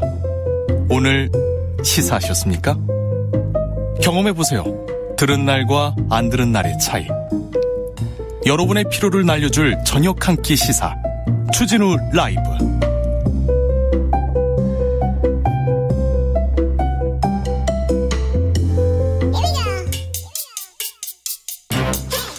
뉴스를 향한 진지한 고민, 기자들의 수다. 라이브 기자실을 찾은 오늘의 기자는 우리 경제 선생입니다. 코인데스 코리아 김병철 편집장 어서 오세요. 네, 안녕하세요. 아이고 주식이 막 폭락했다. 주가 어떻게 해요? 이런 분들 많습니다. 네, 맞습니다. 지금 뭐 국내 국외 모두 이제 주요국의 증시가 하락했는데요. 미국에서 금리를 건드렸다면서요? 아, 이거 미국 국채 금리가 급등을 하면서 아무래도 채권 시장으로 좀 자금이 많이 빠지고 증시에서는 이제 자금이 좀 빠진 것 같습니다. 그래서 세계 주요국 증시가 일찍 하락했는데요. 뉴욕 증시가 3% 가까이 급락을 좀 했고 네. 그래서 오늘 이제 국내 코스피 같은 경우도 전날보다 1.22% 내린 3060.27에 종료를 했습니다. 당분간 그러면 주가는 좀 약세로 가는 건가요? 뭐 전 세계 증시가 다 지금 약간 조정을 받는 거니까 네. 아무래도 좀 리스크를 잘 해치할 수 있게 좀 미국의 지금 인플레이션이라든지 그리고 전날 나스닥이나 뭐 다우나 이런 미국 증시들도 좀 잘 살펴봐야 될 것 같아요. 네. 결국 영향을 받을 수밖에 없거든요. 네. 전문가들은 잘 살펴봐라, 투자에 유의하라 이렇게 얘기하는데 그럼 사라는 거예요, 말라는 거예요? 아무래도 지금 변동성이 좀 있으니까 네. 조정 국면인 건 맞습니다. 조정 국면이다 이렇게 네. 보면 됩니까? 예. 자, 코인 시장도 그렇습니까? 네, 맞습니다. 코인 시장도 이게 영향을 안 받을 수가 없는데요. 그래서 지금 비트코인 같은 경우도 지금 하락을 하고 있습니다. 네. 그리고 비트코인이 하락하면 아시겠지만 다른 코인들도 다 하락을 좀 하잖아요. 네. 그래서 지금 전반적으로 이번 주에 꽤 많이 하락을 좀 했어요. 예. 근데 이게 중국에서의 규제 발표가 나오면서 네. 이제 비트코인 가격이 좀 하락한 면이 있습니다. 미국발 영향보다 중국발 영향이 큽니까? 사실 둘 다 있는데요. 네. 그러니까 미국 그 정부에서 규제가 나올 때도 영향을 받고 예? 중국에서 규제가 나올 때도 영향을 받는데 네. 이번에 중국 규제가 좀 강하게 나와서 네. 이게 좀 폭락을 좀 부른 부분이 있고요. 네. 중국 중앙은행인 인민은행이 발표를 했어요. 지난 24일 날 네. 모든 종류의 코인 거래를 불법으로 규정한다. 예. 그리고 가상화폐는 법정화폐와 동등한 지위를 보유하지 않는다. 네. 불법적인 금융활동에 속한다. 이렇게 밝혔습니다. 중국에서는 이제 금지한 거네요? 예, 맞습니다. 다른 나라도 코인을 금지한 나라가 있습니까? 근데 많지는 않아요. 사실은 중국은 2013년부터 금지를 했습니다. 아, 그래요? 네, 그래서 굉장히 오래된 역사를 가지고 있고. 그런데 무슨 중국 지금껏 가장 가상화폐 거래가 많은 나라가 중국 아닙니까? 지금 전 세계 비트코인의 채굴에서 한 70%를 중국이 차지를 하고 있어요. 네. 그러니까 가장 많이 이제 생산하는 나라가 중국이고, 그리고 중국의 많은 부호들이 이제 위안화를 혹은 달러로 바꿀 수가 없잖아요. 네. 그럼 이제 그 외화 반출이 금지되어 있기 때문에 그런 것들을 비트코인 같은 가상화폐로 바꿔서 계속 이제 외국으로 옮기던 거를 중국 정부에서 이때부터 막은 거죠. 예. 근데 사실 약간 우회로들은 좀 있어서 네. 지금까지도 비트코인의 부호들은 중국인들이 많고요. 네. 근데 아까 제가 말씀드린 것처럼 2013년부터 중국 정부가 비트코인과 같은 가상화폐를 금지해 왔지만 완전히 금지한 건 아니에요. 네. 실제로 채굴장들도 운영되고 있었고 틈을 열어줬다고요? 그렇죠. 그리고 이제 은행들 같은 경우도 이제 은행 계좌를 이제 이 비트코인 관련 기업들한테 좀 열어도 줬어요. 잘 모르고 연 경우도 있고요. 아니면 약간 규제가 느슨할 때 열어준 정도도 있고요. 근데 최근에 이제 완전 굉장히 강하게 발표를 하면서 이런 것들이 점점 줄어드는 추세입니다. 자, 다른 나라가 뭐 규제하고 나서거나 그러진 않겠죠? 앞으로도? 앞으로 규제는 계속 강해질 거예요. 그러니까 금지하거나 그러지 않아요. 금지요. 네. 금지까지 가는 나라는 많지는 않을 것 같고 지금 이제 손에 꼽히는 나라가 한 3나라 정도 있어요. 중국, 터키, 인도 같은 나라들이 이제 금지 목소리들이 나오고 있는데 터키 같은 경우에 지난 4월 달에 암호화폐 결제 금지법을 공포를 했습니다. 아예 법을 만들었군요. 예, 근데 이게 사실은 거래를 금지하거나 소유를 금지한 게 아니라 결제를 금지한 거예요. 아무튼 뭐 길은 다 있군요, 여기도. 그러니까 이제 다른 방법들은 가능한 거죠. 김종상님께서 미국장, 중국장 둘 다 눈치 봐야 해서 요즘 정말 힘듭니다. 이렇게 얘기하는데 주식 하는데 그런데 미국하고 중국 상황도 좀 들여다봐야 되는 것 같습니다. 그런데 오늘 기사입니다. 오늘 기사인데 뉴시스 기사인데 비트코인 10월 다시 뛴다. 6만 달러 돌파 전망. 이렇게 좀 쌍따옴표 있는 기사 아닌가요? 누구의 이런 워딩 아닌가요? 아닙니다. 이런 기사를 이렇게 쓰는데 이거 믿어도 됩니까? 그 기사를 읽어봐야 될 것 같긴 한데 뭐 예측하기 어려운 거를 그렇게 단정적으로 보도하는 거는 네. 굉장히 틀릴 가능성이 높죠. 사실 그 10월 달에는 뜬다니까 사야 되나 보다 이렇게 사라고 지금 부추기는 기사인데 언론에서 비트코인이나 가상화폐 관련해서 이런 기사 나오는 거 다 믿으면 큰일 나죠. 그렇죠. 아무래도 지금 뭐 지난주에 중국 인민은행이 이 규제를 발표할지 아무도 몰랐잖아요. 네. 그때 발표하자마자 폭락했거든요. 전 세계 네. 비트코인 가격이. 예. 근데 이런 것들이 언제 일어날지 모르는데 이렇게 가격을 전망하는 건 사실은 굉장히 어렵죠. 네, 이런 기사 좀 무책임합니다. 많이 무책임합니다. 그러니까 각별하게 주의하셔야 됩니다. 언론 그대로 믿고 투자하다가는 정말 큰 피해를 볼 수도 있습니다. 그죠? 네. 다음 뉴스로 가볼까요? 네, 중대재해처벌법 시행령이 이제 국무회의를 통과했는데요. 잡음이 계속됩니다. 네, 맞습니다.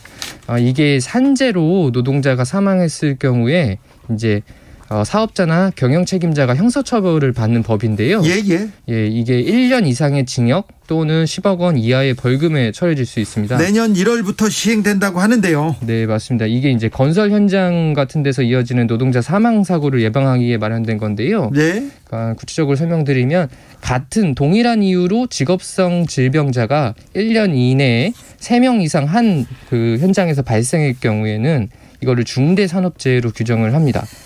그리고 뭐 해당 질병으로 화학적 요인에 의한 급성 중독 등 뭐 24개 항목을 명시를 했는데요.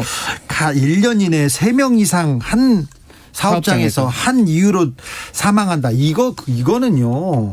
노동자를 죽음의 장에 내몬 거예요. 이거에 대해서는 문제 제기해야죠. 처벌해야죠. 그런데 왜 노동계에서 반발합니까? 노동계에서. 네, 이게 지금 노사 모두 약간 반발하는 부분이 있는데요. 사실 노동계가 반발하는 부분은 이게 과로와 연관된 그 질환들이 질병 대상에서 빠졌다라고 주장을 하고 있어요. 그러니까 뇌나 심혈관계 질환 이런 직업성 질병. 네, 이런 것들은 빠졌는데 사실상 그 외에 이제 지금 적용되는 질병의 발병률은 좀 낮은 면이 있어요. 그러니까 2018년부터 2020년 3년 동안에 지금 이제 적용될 수 있는 벤젠 중독 같은 경우는 18건, 그리고 수은이나 아말감 중독 같은 경우는 뭐 1건 이렇게 좀 수치가 낮습니다. 그러니까 처벌받을 수 있는 그 어떤 사례들이. 근데 뇌혈관 질환은 지난 3년 동안 2,132건, 그리고 심장 질환은 225건이 발생을 했어요. 노동계는 지금 중대재해법이 너무 좀 규정이 허술해가지고 노동자들 권익 보호하기 힘들다 이렇게 얘기하고 있고, 경영계도 불만이 있습니다. 네네. 근데 경영계 같은 경우는 산재 사망 사건이 발생하면 오너나 CEO가 구속될 수 있다라는 걸 우려를 좀 하고 있는 거예요. 지금껏 한 번도 처벌 안 받았으니까 앞으로 잘못하면 구속될 수도 있죠. 잘못했으면 사람이 죽었는데. 네, 맞습니다. 그래서 요런 것들이 뭐 규정이 좀 너무 모호한 거 아니냐. 그리고 오너랑 CEO가 이제 구속되고 뭐 징역형까지도 가능한 것들은 과한 거 아니냐. 뭐 요런 것들에 대해서 불만의 목소리를 지금 내고 있습니다. 유나래님께서 반쪽짜리 중대재해법입니다. 네, SIS님도 이름도 복잡하네요. 영국처럼 간단하게 얘기해서 기업살인법 이렇게 만들자고요 얘기합니다. 기업에서 노동자가 계속 죽어나갑니다.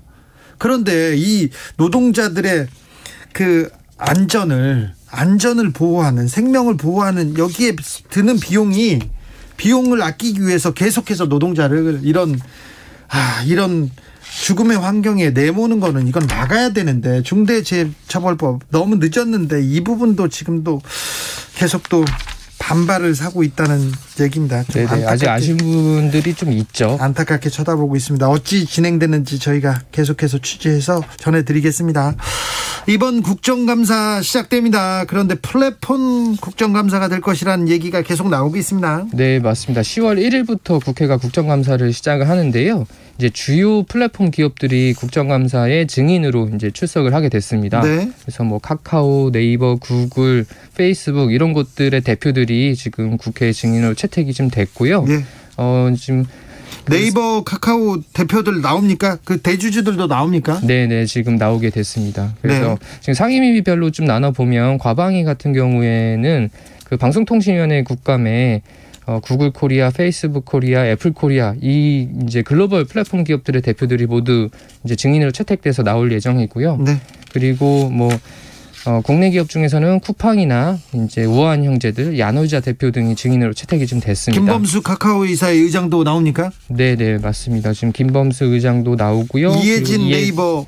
네, 이해진 네이버 이제 GIO도 지금 채택이 좀 됐습니다. 아, 그렇습니까? 네. 이번에는 플랫폼 사업자들 대표들 다 나오네요. 애플과 구글이 국감 앞두고 이제 좀 잘할게.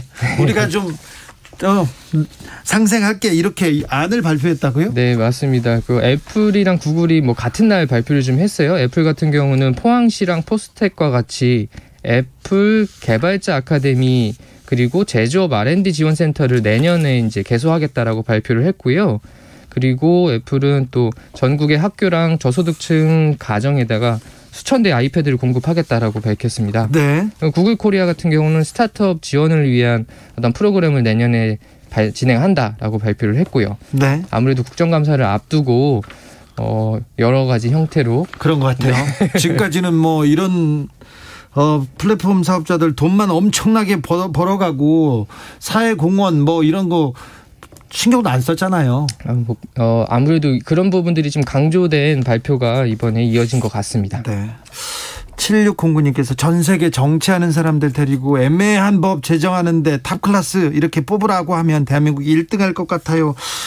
중대재해처벌법 이것도 처음에는 틀을 갖췄는데 구멍이 하나씩 나더니 나중에 보니까 거의 사업주 그다음에 사장님들은 다 빠져나갈 수 있는 구멍을 만들어놨는데 그것도 지금 계속해서 거부하고 있는 상태입니다.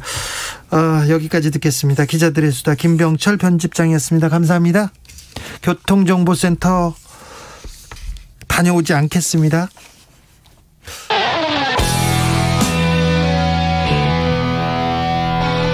스치기만 해도 똑똑해진다. 드라이브 스루 시사 주진우 라이브.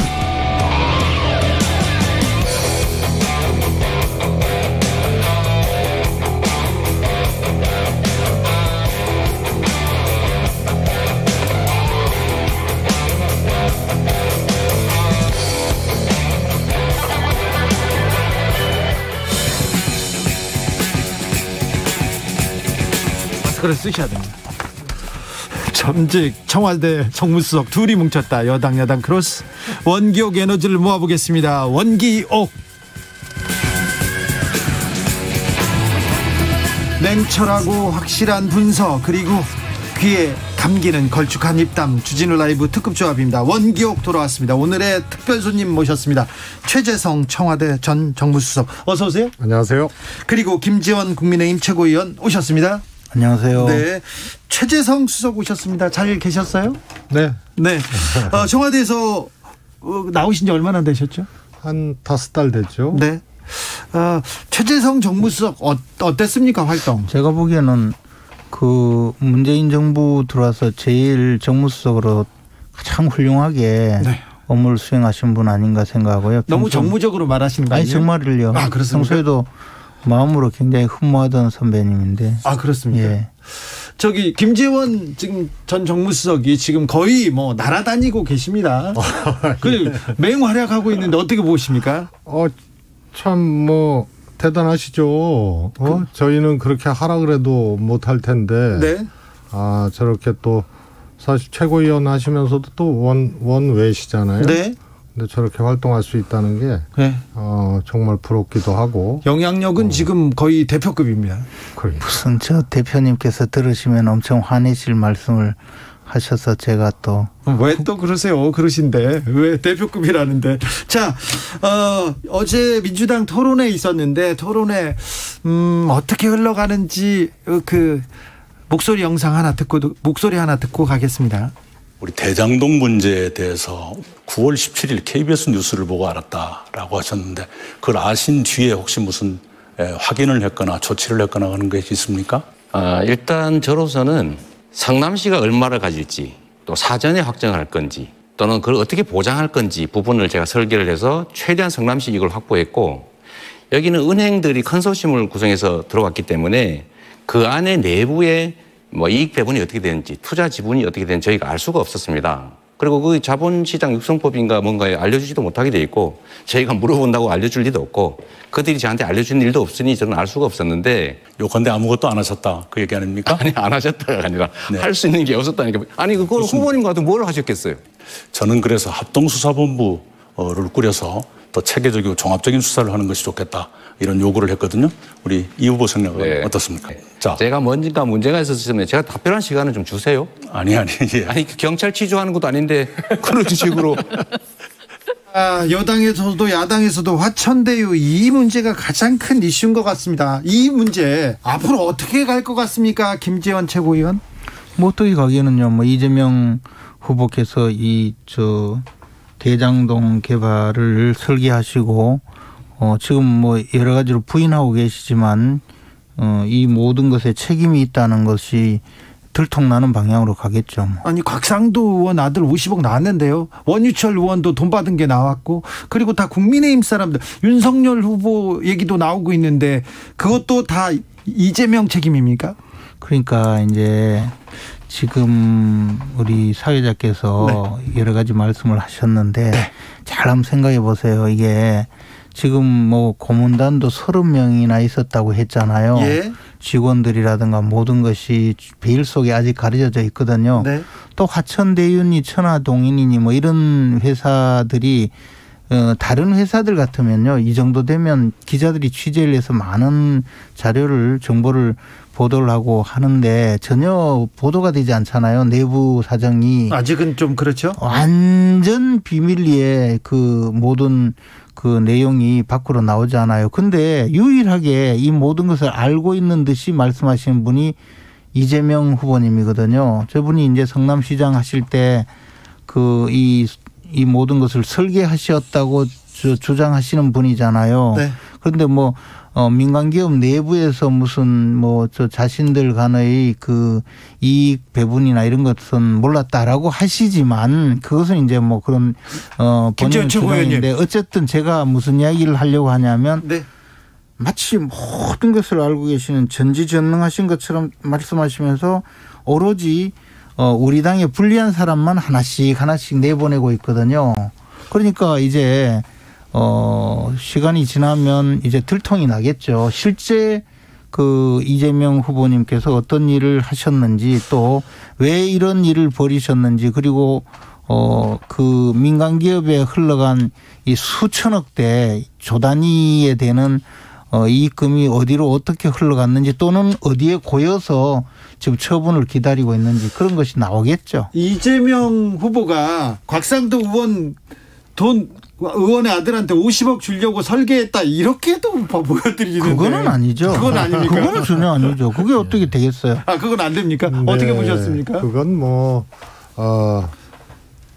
지금까지 소위 말해서 앞으로 이제 들통나면 알겠다고 말씀을 하셨는데요.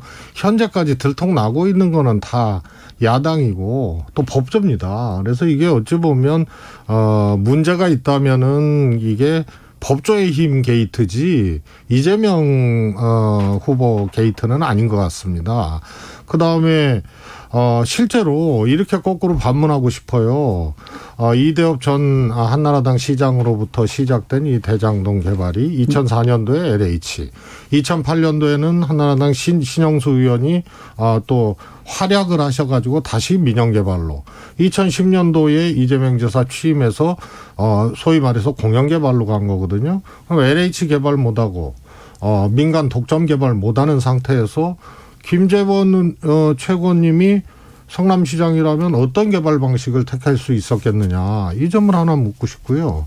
또 대한민국의 이 지자체 내지는 공공영역에서 한 개발 중에 정액으로 이익을 보장받고 성남시처럼 한 개발에 이 역사가 없습니다. 그러면 어떤 모형으로 이걸 개발할 수 있을 것인가 했을 때 이것이 최적의 방안일 수밖에 없다는 것은 아마 좀 알만한 사람들은 알 겁니다. 다만 이것이 이후에 화천대유라는 회사에서 엄청나게 많은 이득을 취했는데 이것이 불법적이냐 아니냐 요 점이 이제 포인트고요. 거기서 거론되는 분들 또 거기에 땅 산 분들 또 아들이 또 퇴직금 또 50억 받은 거 이게 지금 현재까지는 다 야당과 관련된 인사들이 지금 이 등장을 하고 있거든요. 여기에 그냥 상상력이나 억측이나 혹은 호도해서 막연한 의혹 제기로 이것을 가져가는 거는 어찌 보면 제가 보기엔 이게 현재까지 들통난 걸로 봐서는 좀 지나치고 무리한 거 아닌가 싶습니다. 이게 이제 그 방금 말씀하신 대로 막연한 의혹이라고 하는데요. 그게 아니라 이게 처음에 말씀하셨잖아요. 그 뭐 이대엽 시장부터 그분 안 돌아가셨나요? 그 옛날 이야기 또 뭐 신영수 의원 이런 이야기 하시는 거 보면 얼마나 다급하고 궁지에 몰리면 저런 말씀을 하실까 싶은데요. 원래 이게 이제 수십 명이 구속됐지. 원래 이게 이제 민영 개발 뭐 한다고 하면서 시작을 했지만 이게 잘 안 되는 이유가 이게 이제 토지 매입이 잘 안 돼요. 토지 소유자들이 어떤 경우는 뭐 싸게 내놓을 수 있지만 비싼 가격으로 또는 아예 안 판다는 사람들 이렇게 해서 이 토지 매입이 안 돼서 계속 이 민영 개발이 좌초가 되는 거예요.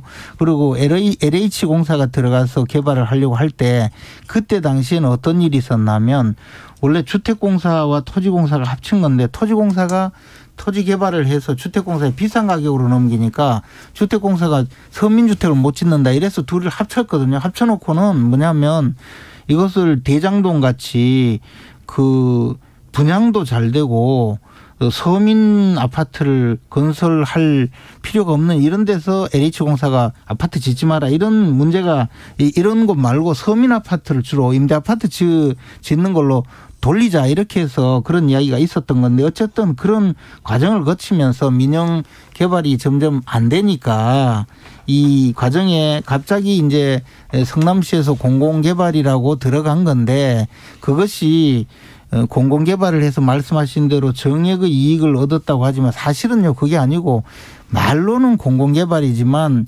성남도시개발공사가 50% 플러스 한 주의 그 지분을 가졌잖아요. 그리고 나서 한 것은 지분을 50%를 가졌기 때문에 이익금을 50% 가져간 게 아니고 이 50% 이상의 지분을 가지면 강제 수용을 할 수 있거든요. 그러니까 토지 매입이 잘 안 되는 것을 공공개발이라는 이름으로 토지를 매입해서 허가도 초고속으로 내주고는 그 이익금은 민간업자에게 몽땅 넘겨준 공공개발을 그 공공개발을 탈을 쓴 주미 의원님께서 이 질문합니다. 결국에 그 민간인들에게 이익을 보장해 준 그런 부도덕하고 부패한 사업이 되고 말았어요. 최고위원님한테 질문이 있습니다. 주미 의원님한테서 온 질문인데요. 이재명 후보가 그러니까 이득을 본 게 뭔가요? 이렇게 물어보네요.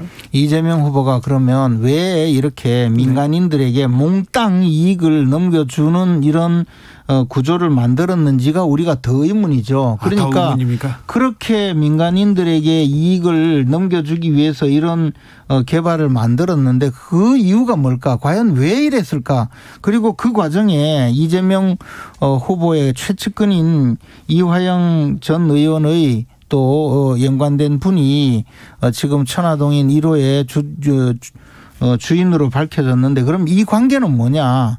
뭐 그런 것이 궁금한 거죠. 그리고 수사를 통해서 밝히자고 했는데 수사를 계속 뭉개다가 이제는 거의 증거도 없어질 단계가 되니까 이제 수사를 또 이리저리 막 옮겼잖아요. 저 수사 못하게 하려고 하는 것 아니겠어요? 저는 그 모든 것을 밝혀달라는 거예요. 전부 다 김재원 최고님의 상상 속에서 지금 다 주장하는데 그래도 근거가 있어야 될 거 아니에요? 근거가 이만큼 예를 들어서 이랬을 것이다 저랬을 것이다죠. 우선 김재원 최고님이라면 당시 성남시장이었다면 이거를 어떤 방식으로 개발했겠어요? 공공개발로 안 돌리고 가만히 있으면 민간이 다 먹잖아요. 그거는 전혀 아니에요. 왜냐하면 지금 성남시가 가져갔다고 하는 이익 대부분은요. 민간 개발을 해도 어차피 기초 체납을 해서 똑같이 가요. 이렇게 좀 보시죠. 네. 이게 이제 14년도에 추진이 돼서 15년도에 하나은행 컨소시엄으로 이게 이제 공모 결과가 귀결이 되지 않습니까? 예. 그런데요. 2015년도에 잘 아시겠지만 박근혜 정부 때 전세금이 엄청 올랐어요. 전세금 오른 값이면 대출 받아서 집 사라고 사실 DTI LTV 풀어줬거든요. 네. 그거 잘 아는 사실 아닙니까? 네. 네? 그런데 그때만 해도 부동산 경기가 침체돼 있을 때입니다. 물론 대장동 개발은 뜨거웠기 때문에 믿지는 장사는 아니었죠. 그런데 이 분양 시점이 언제인 줄 아세요? 대장동? 2018년, 19년이에요. 네. 그래서 2015년 당시에 예측하지 못했던 상당한 분양가가 확보가 된 겁니다. 예. 두 번째로 우선주와 보통주가 뭔지는 아시잖아요. 우선주는 이 대장동 개발로 2015년 당시에 얼마를 벌지 모르지만 우선 배당하는 주예요. 그리고 여기서 더 이익이 생겼을 때 소위 말해서 보통주로 가는데 2018년 이후에 분양하다 보니까 엄청나게 이득이 늘어나서 선우선주 배당하고 남는 걸로 화천대유한테 갔는데 이게 엄청난 거죠. 그래서 민간 개발은 안 된다고 했죠. 네. 그럼 어떤 개발할 거예요? 아니 제가 말씀드리는 거는 민간 개발을 하자 공공 개발을 하자는 게 아니고요. 성나무뜰이라는 회사를 만들었잖아요. 특수목적법인에. 그건 당연히 만들죠. 아니 네. 그러니까 만들어서 지분이 50%가 넘어요. 그럼 경영권까지 있어요. 근데 여기서 사실 말은 이익금이라고 하지만요. 그건 이익이 아니에요. 왜냐하면요. 그것은 다 기부 체납을 받을 그렇지 않습니다. 기부 체납을 받을 수 있는 위치와 기부 체납을 받을 수 있는 사업인데 그중에 일부는 말이에요. 임대 아파트 부지로 만들어 가지고 그걸로 받은 거 아니에요. 그리고 또 그 사업 부지 밖의 터널 공사라는 거는요. 사실은 그 터널 공사를 함으로써 이 부지의 경제적 가치가 높아져서 민간 기업에게 오히려 이익만 높여준 사업이에요. 자, 이렇게 볼게요. 그건 당연하죠. 진입로라든가 또 도로라든가 이런 것들은 어떤 큰 개발을 할 때는 당연히 하고 보통 진입로 같은 경우에는 이제 기부 체납을 합니다. 공원도 마찬가지로 기부 체납하죠. 들어보세요. 공원을 한 것을 이익금이라고 하는 게 세상에 어디 있나요? 대장동의 총 분양 호수가 몇 호인지 아세요? 지금 뭐 우리 당에 지금 저 장학 퀴즈 토론하시는 거 그게 이제 똑같아요. 홍준표, 윤석열 후보의 토론 방식입니다. 주로 홍준표 후보님이 많이 물었죠. 작게 501로 묻고. 네. 그런데 5,600세대예요. 네. 위례 신도시의 10분의 1이에요. 그럼 거꾸로 얘기하면 아니 단순히 산술적으로는 성남시가 위로 신도시를 만약에 뭐 불가능하지만 성남시가 대장동 방식으로 개발을 했으면 5조 5천억을 환수받아야 돼요. 물론 이것은 당연히 현찰만을 의미하는 것이 아니고 부대시설 또 성남 제1공단 개발 이런 것을 합쳐서 추산을 하는 것인데 그렇죠. 네. 당연하죠. 그거는. 그게 무슨 이익금이에요? 이익금이죠. 그거는. 왜냐하면 개인이 취득한 게 아니고 그것은 예산을 들여서 해야 될 사업을 이걸로 대치를 한 건데 기부 체납이 아니고 환산해서 5,500억을 보장받은 거기 때문에 정액으로 약정을 한 겁니다. 알겠습니다. 네. 대장동은 블랙홀 같아가지고 이 정도로 하겠습니다. 한 가지만 더 말씀드리자면. 그만하면 안 돼요. 한 가지만 더 말씀드려요. 자, 짧게. 지금 자꾸 야당 인사가 등장했다 했는데 예. 거기 등장한 인물 보면요. 네. 그 이재명 지사 무죄 판결 받아준 대법관, 이재명 지사님의 변호인이셨던 변호사, 그리고 이재명 지사와 관계 있는 분들이 많이 있잖아요. 특히 유동규 본부장은요. 이렇게 하면 민간 기업에 이익이 너무 많이 간다는 실무자들을 막 압박해가지고 결국에는 이런 설계를 만들었다고 했잖아요. 이 모든 것을 보면 그리고 이재명 지사님 유동규가 사실은 실무자고 내가 다 했다고 그랬잖아요. 이걸 전체적으로 보면 이재명 지사님이 이 문제에서 직접 개입해서 부당한 행위를 한 것은 너무나 명백해요. 최재성 수석한테 또 목소리를 드리겠습니다. 뭐가 부당한지 모르겠고요. 네. 우선 지금 막 열거를 하시는데 네. 권순일 전 대법관의 경우에는 이재명 지사 대법원 판결에 이제 다수 의견에 이제 합류된 사람이지만 그 양반이 이재명 지사나 혹은 민주당의 어떤 뭐라 그럴까요? 조금 개혁적인 의견을 냈던 분이 아니지 않습니까? 요거는요, 예를 들어서 남욱 변호사도 뭘 하셨던 분인지 아시잖아요. 예? 국민의힘 전신인 네. 새누리당의 이제 청년위 부위원장 하시고 이게 다 야권에 관련된 분들 그때는 그분은 성향이 다 그랬던 분들입니다. 여당일 때는 여당에 붙으신 분이고요. 자. 여기까지 할게요. 0390님께서 이재명 후보가 머리든 몸통이든 그러면 곽상도 의원 국민의힘 관계자들은 이 후보의 수족인가요? 이런 질문이 있었고요. 3982님 이 모든 게 이재명 후보 책임이라면 곽상도 의원 공천했던 국민의힘도 책임져야겠어요. 곽상도 의원은 좀 너무한 것 같죠. 50억 아들 50억은. 너무 통상적이지 않아요. 통상적이지 않습니다. 그래서 네. 특검에서 같이 조사를 하자는 거죠. 자, 김재원 최고위원을 일본과의 협상을 시키자 이런 사람들이 있습니다. 김재원님 일본 총리 만나서 위안부 협상 좀 해주세요. 어디 가서든 협상 잘하시잖아요. 1647님께서 이런 얘기합니다. 보내주시면 제가 하고 오겠습니다. 그러니까요. 박근혜 정부 때 일본하고 위안부 협상했는데 그 이후로 지금 한일 관계가 지금 꼬여가지고 잘 안 풀립니다. 그렇죠. 문재인 정부 책임이죠. 이게 문재인 정부 책임입니까? 거의 당연하죠. 최재성 수석님 잘 아시다시피요. 저희가 정권을 그럼 왜 잡았습니까? 이거 해결 못하려고. 이런 겁니다. 원래 저희는 정권을 민주당 정권이 이제 들어서게 되면 주로 이제 앞 정권 때 뒤처리하느라고요. 조금 정신 없습니다. 예. 김대중 대통령 IMF 등짐과 함께 출범을 했고요. 그다음에 문재인 정부도 위안부 문제는 잘 아시다시피 박근혜 정부에서 어떻게 했는지 아시지 않습니까? 그래서 저도 또 당시에 이제 문재인 대표도 이것의 부당함을 국민들과 함께 지적하고 그렇게 싸웠습니다. 네. 그래서 저질러 놓은 일을 어떻게 바로 피고 또 혹은 교정할 것인가의 문제가 현재 문재인 정부의 숙제가 되어버린 거지 이 시원을 그냥 무조건 문재인 정부가 잘못했다고 탓하기에는 잘 아시겠지만 여당 하셨고 집권하셨고 또 수석하셨지 않습니까? 그러면 그때 위안부 협상이 잘 됐다는 얘기인데요. 그거는 동의하는 국민들이 없을 겁니다. 잘 되고 잘못되고가 아니고 그때 당시의 그 협상이 잘못되었다면 그 후에 지금 협상이 파기됐잖아요. 그럼 새로 협상을 잘해서 뭐 한일 관계를 새로 만들든가요. 기껏해가지고 그 이후에 위안부 문제는 오로지 민주당 소속이었던 윤미향 의원이 이 위안부 등쳐먹은 거 외에는 기억나는 게 없어요. 이걸 또 왜 거기다가 아니 그러니까 주세요. 그러려면 뭘 제대로 하든지. 조금 별개의 문제고요. 박근혜 정부에서 그렇게 소위 말해서 국민들의 의사 또 이런 역사적인 어떤 피해에 대해서 가벼이 여기고 또 부끄러운 협상을 했죠. 불가역적인 협상이라는 게 뭡니까? 그걸 피해자이고 이 피지배의 민족이었던 우리가 후대에서 그 엉터리 협상을 불가역적이라고 그것도 박근혜 당시에 우리 외교부에서 그걸 선제 안 해갖고 한 협상이거든요. 그렇게 해놓고 문재인 정부에서 그러면 잘해야지 뭐했냐 이렇게 얘기하면요. 이게 다 상대방이 있는 거 아니에요.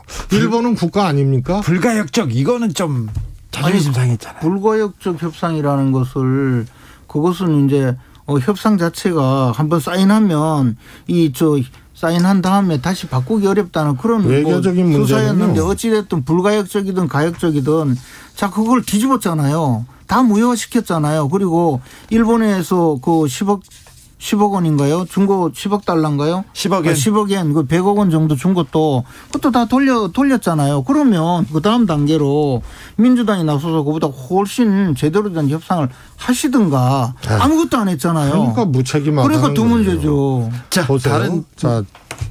이 외교적인 문제는요. 예를 들어서 이명박 정부 당시에 일본 총리를 만났는데 일본 총리가 교과서에 독도 문제를 다루겠다라고 얘기를 하니까 이명박 당시 대통령이 조금 미뤄달라고 얘기를 했거든요. 기다려달라. 네. 그게 굉장히 앞으로 영토 이 독도 문제에서 굉장한 안 좋은 근거로 남는 거예요. 박근혜 정부에서 불가역적이라는 표현은요.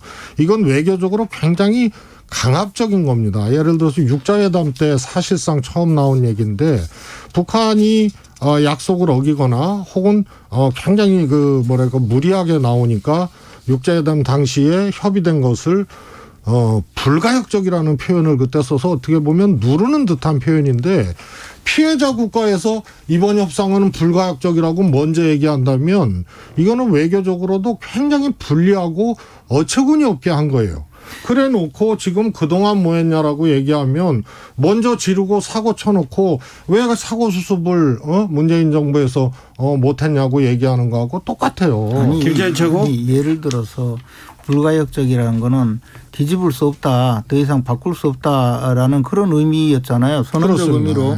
그런데 바꿨잖아요. 다 무효했잖아요. 무효했으면 그다음에 그러면 원하는 대로 한번 협상을 해보세요. 그래가지고 어떻게든 밝혀야 되죠. 근데 그 이후에 위안부 할머니들은 저 보상이든 뭐든 그런 거 없이 돌아가시고 그다음에 나중에 보니까 위안부 할머니 내세워서 등쳐먹은 저 여당 소속 그 정치인만 나타났고 그리고 뭐가 달라졌냔 말이에요. 한일 저 협상에. 그런 식으로 하니까. 아니 그런 식으로 이야기는 마찬가지죠. 자, 여기까지. 정말 무책임한 건 뭐냐면 과거 지금 야당이 아니잖아요. 여당이고 더군다나 지금 정무수석까지 지내시고 정권의 최고 그 집행권을 가지셨잖아요. 그러면 지금 와서 그때 잘못되었는데 우리는 이렇게 했다라고 해야 되지.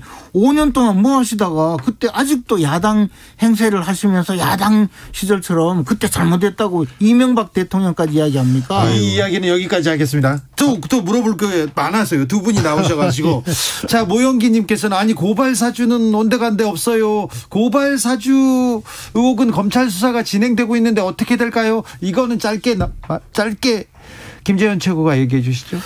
고발 사주 뭐 의혹이라는 게 있었으니까 네. 이제 그런 사건이 있었는지 기억은 좀 안 나지만 그렇지. 그때는 좀 어쨌든 네. 그 사건은 지금 검찰에서 뭐 압수수색도 하고 뭐 컴퓨터도 들고 가고 공수처가 하잖아요. 네. 걸리는 사람 누구든 엄벌에 처하시면 됩니다. 네. 네, 자, 문재인 대통령이 종전선언 제안했습니다. 그리고 남북 대화에 대해서 북에서도 응답을 했고요. 응답을 미사일을 쐈죠. 네, 미사일도 쐈습니다. 응답을 미사일로 아주 잘 쐈죠. 미사일도 쐈습니다. 그 미사일 쏜 데 대해서는 끽소리도 못 하시고 계속 종전선언 이야기 하시는데 제발 좀 할 말은 하고 종전선언도 이야기 하시죠, 뭐. 그 참 이 정치 편하게 하고 또 집권을 해도 참 편하게 정부 운영을 하는 것 같아요. 우선은요, 기분 내키는 대로 해요. 그러면 제가 거꾸로 물을게요. 원래요. 지금 국민의힘 쪽에서 집권을 하면 대북 정책은 아무것도 없어요. 아무것도 없지 않습니까? 그러다가 긴장 고조되고 전쟁 일보 직전까지 가고 개성공단 그냥 폐쇄해버리고 그리고 한번 할 테면 해봐라. 이게 전부예요.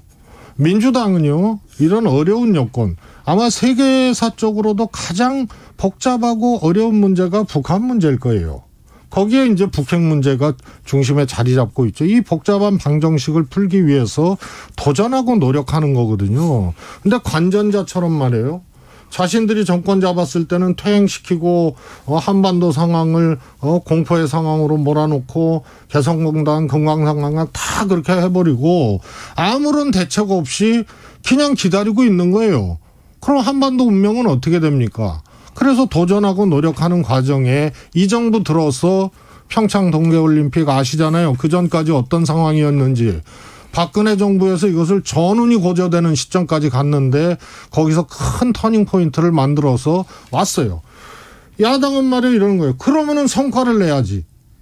최초의 북미회담도 하고 이런 과정들을 복잡하게 걸치면서 인내도 하고 모색도 하고 하는 겁니다. 지금은요. 대화의 시그널들이 충분히 지금 오간 상황에서 북한에 어떻게 보면 고전적이라고 할까요? 이 화전양면을 하는 겁니다. 그래서 미사일도 발사하고 이런 거고요. 전문가들은 이것을 북한이 대화로 나서기 위한 또 하나의 행위로 보는 견해들이 있어요. 자, 되물을게요. 북한이 미사일 발사했을 때 뭐 했습니까? 자, 그럼 제가 한번 말씀드려볼까요? 아니, 그 정권에서는 할 수 있는 게 뭐예요? 아니, 그러니까 제가 한번 말씀드려볼게요. 그렇게 화전양면 전략에 대해서 대응을 하신 거는 뭐였습니까? 맨날 엄중하게 예의주시한다 그렇게 이야기하고 맨날 그 지금 말씀하신 대로 인내하고 기다리셨죠. 그래서 결론이 뭐냐? 삶은 소대가리가 웃는 소리라는 소리나 듣고 대통령에게 젊은 여자가 머저리 소리 할 때도 뭐 무슨 소리 했습니까? 거기다가 개성에 남북연락사무소 우리 국민들이 전부 지켜보는 가운데 수십억 수백억 들여서 현대식 건물로 지어놓은 거 폭파할 때 뭐라고 했습니까? 끽소리도 못 하셨잖아요. 그러면서도 무슨 핵 포기한다고 말해놓고 지금 영변에 핵시설이나 가동하고 또 늘 미사일 쏘고 그런데 이쪽에서 할 수 있는 게 뭐가 있었나요? 할 수 있는 게 기껏요. 무슨 기회만 되면 퍼주려고 못 살아요. 우리 국민들 백신도 맞지도 못할 때 북한에 백신 준다고 이야기를 하지 않았나. 지금도요. 매번 이야기가 북한에 지원하는 이야기만 해요. 그 돈 있으면요. 지금 우리나라 소상공인 지원 좀 하세요. 그리고요. 저는 있잖아요. 우리가 안보에 위협을 느끼는 적성국가잖아요. 북한은 어찌됐든 지금 주적이잖아요. 그러면 아무것도 하지 않는다고 이야기하지만 한때는 국제정치학적으로 공포의 균형이라는 말도 있어요. 핵무기를 서로 공포스럽지만 균형을 갖추면 전쟁이 일어나지 않는다는 거 아니었어요?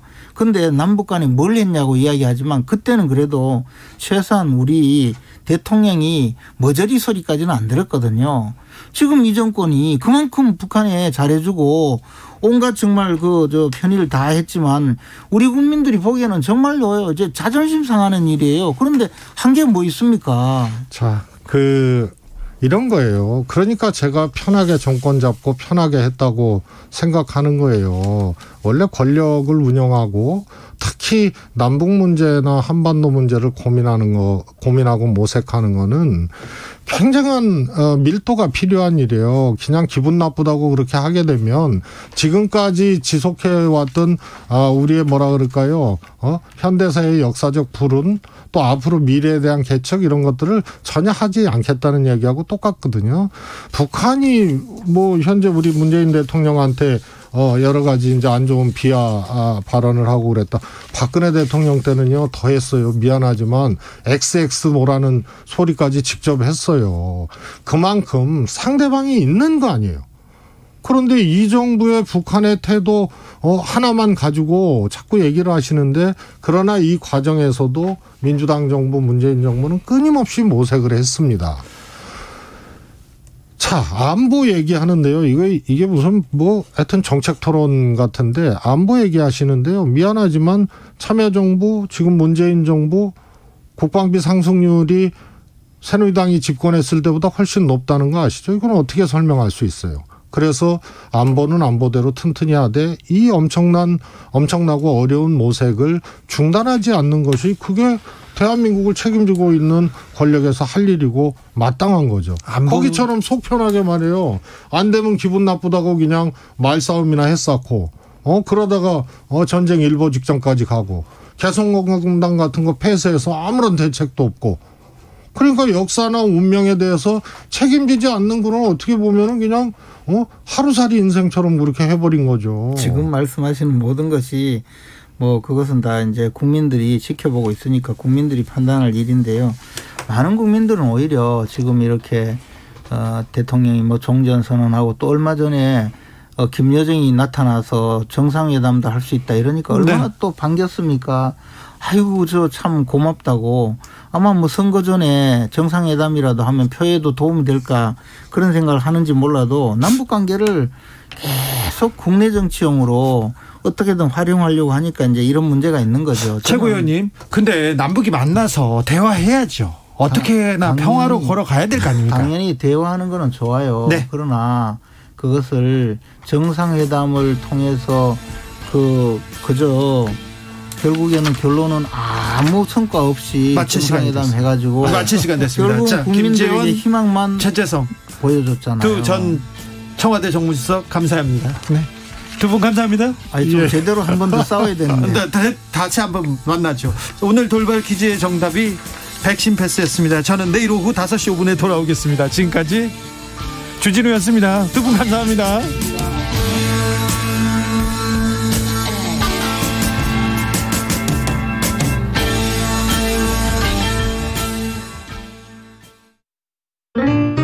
여보, 7월에서 9월은 공익직불금 이행점검 기간이라는데 공익직불금은 신청만 하면 그냥 주는 게 아닌가 봐요? 당연하지. 준수사항들을 지키지 않으면 직불금이 10% 이상 감액될 수 있어. 준수사항이 뭐예요? 뭐긴 뭐야. 농사 지으면서 농지 형상 기능 유지하고 농약, 비료 완전하게 사용하고 영농 폐기물 관리 잘하고 마을 공동체 활동에 참여하는 거지. 당신은 어떻게 그렇게 잘 알아요? 공익직불금을 받는 농업인은 다 알아야 하는 거야. 자세한 건 전화 16 1644-8778에 물어보면 잘 알려줘. 아, 그렇구나. 본 캠페인은 농림축산식품부와 국립농산물품질관리원이 함께합니다. 지구를 위한 새로 고침, 습관을 바꾸는 라디오. 안녕하세요. 가수 요조입니다. 안양 나눔초등학교 5학년 학생들이 유명 음료 업체들에 편지를 보냈다고 합니다. 저희가 이 편지를 쓰는 이유가 있습니다. 병뚜껑 고리가 떼기 어려워 이것으로 인해 환경오염이 심해지고 있기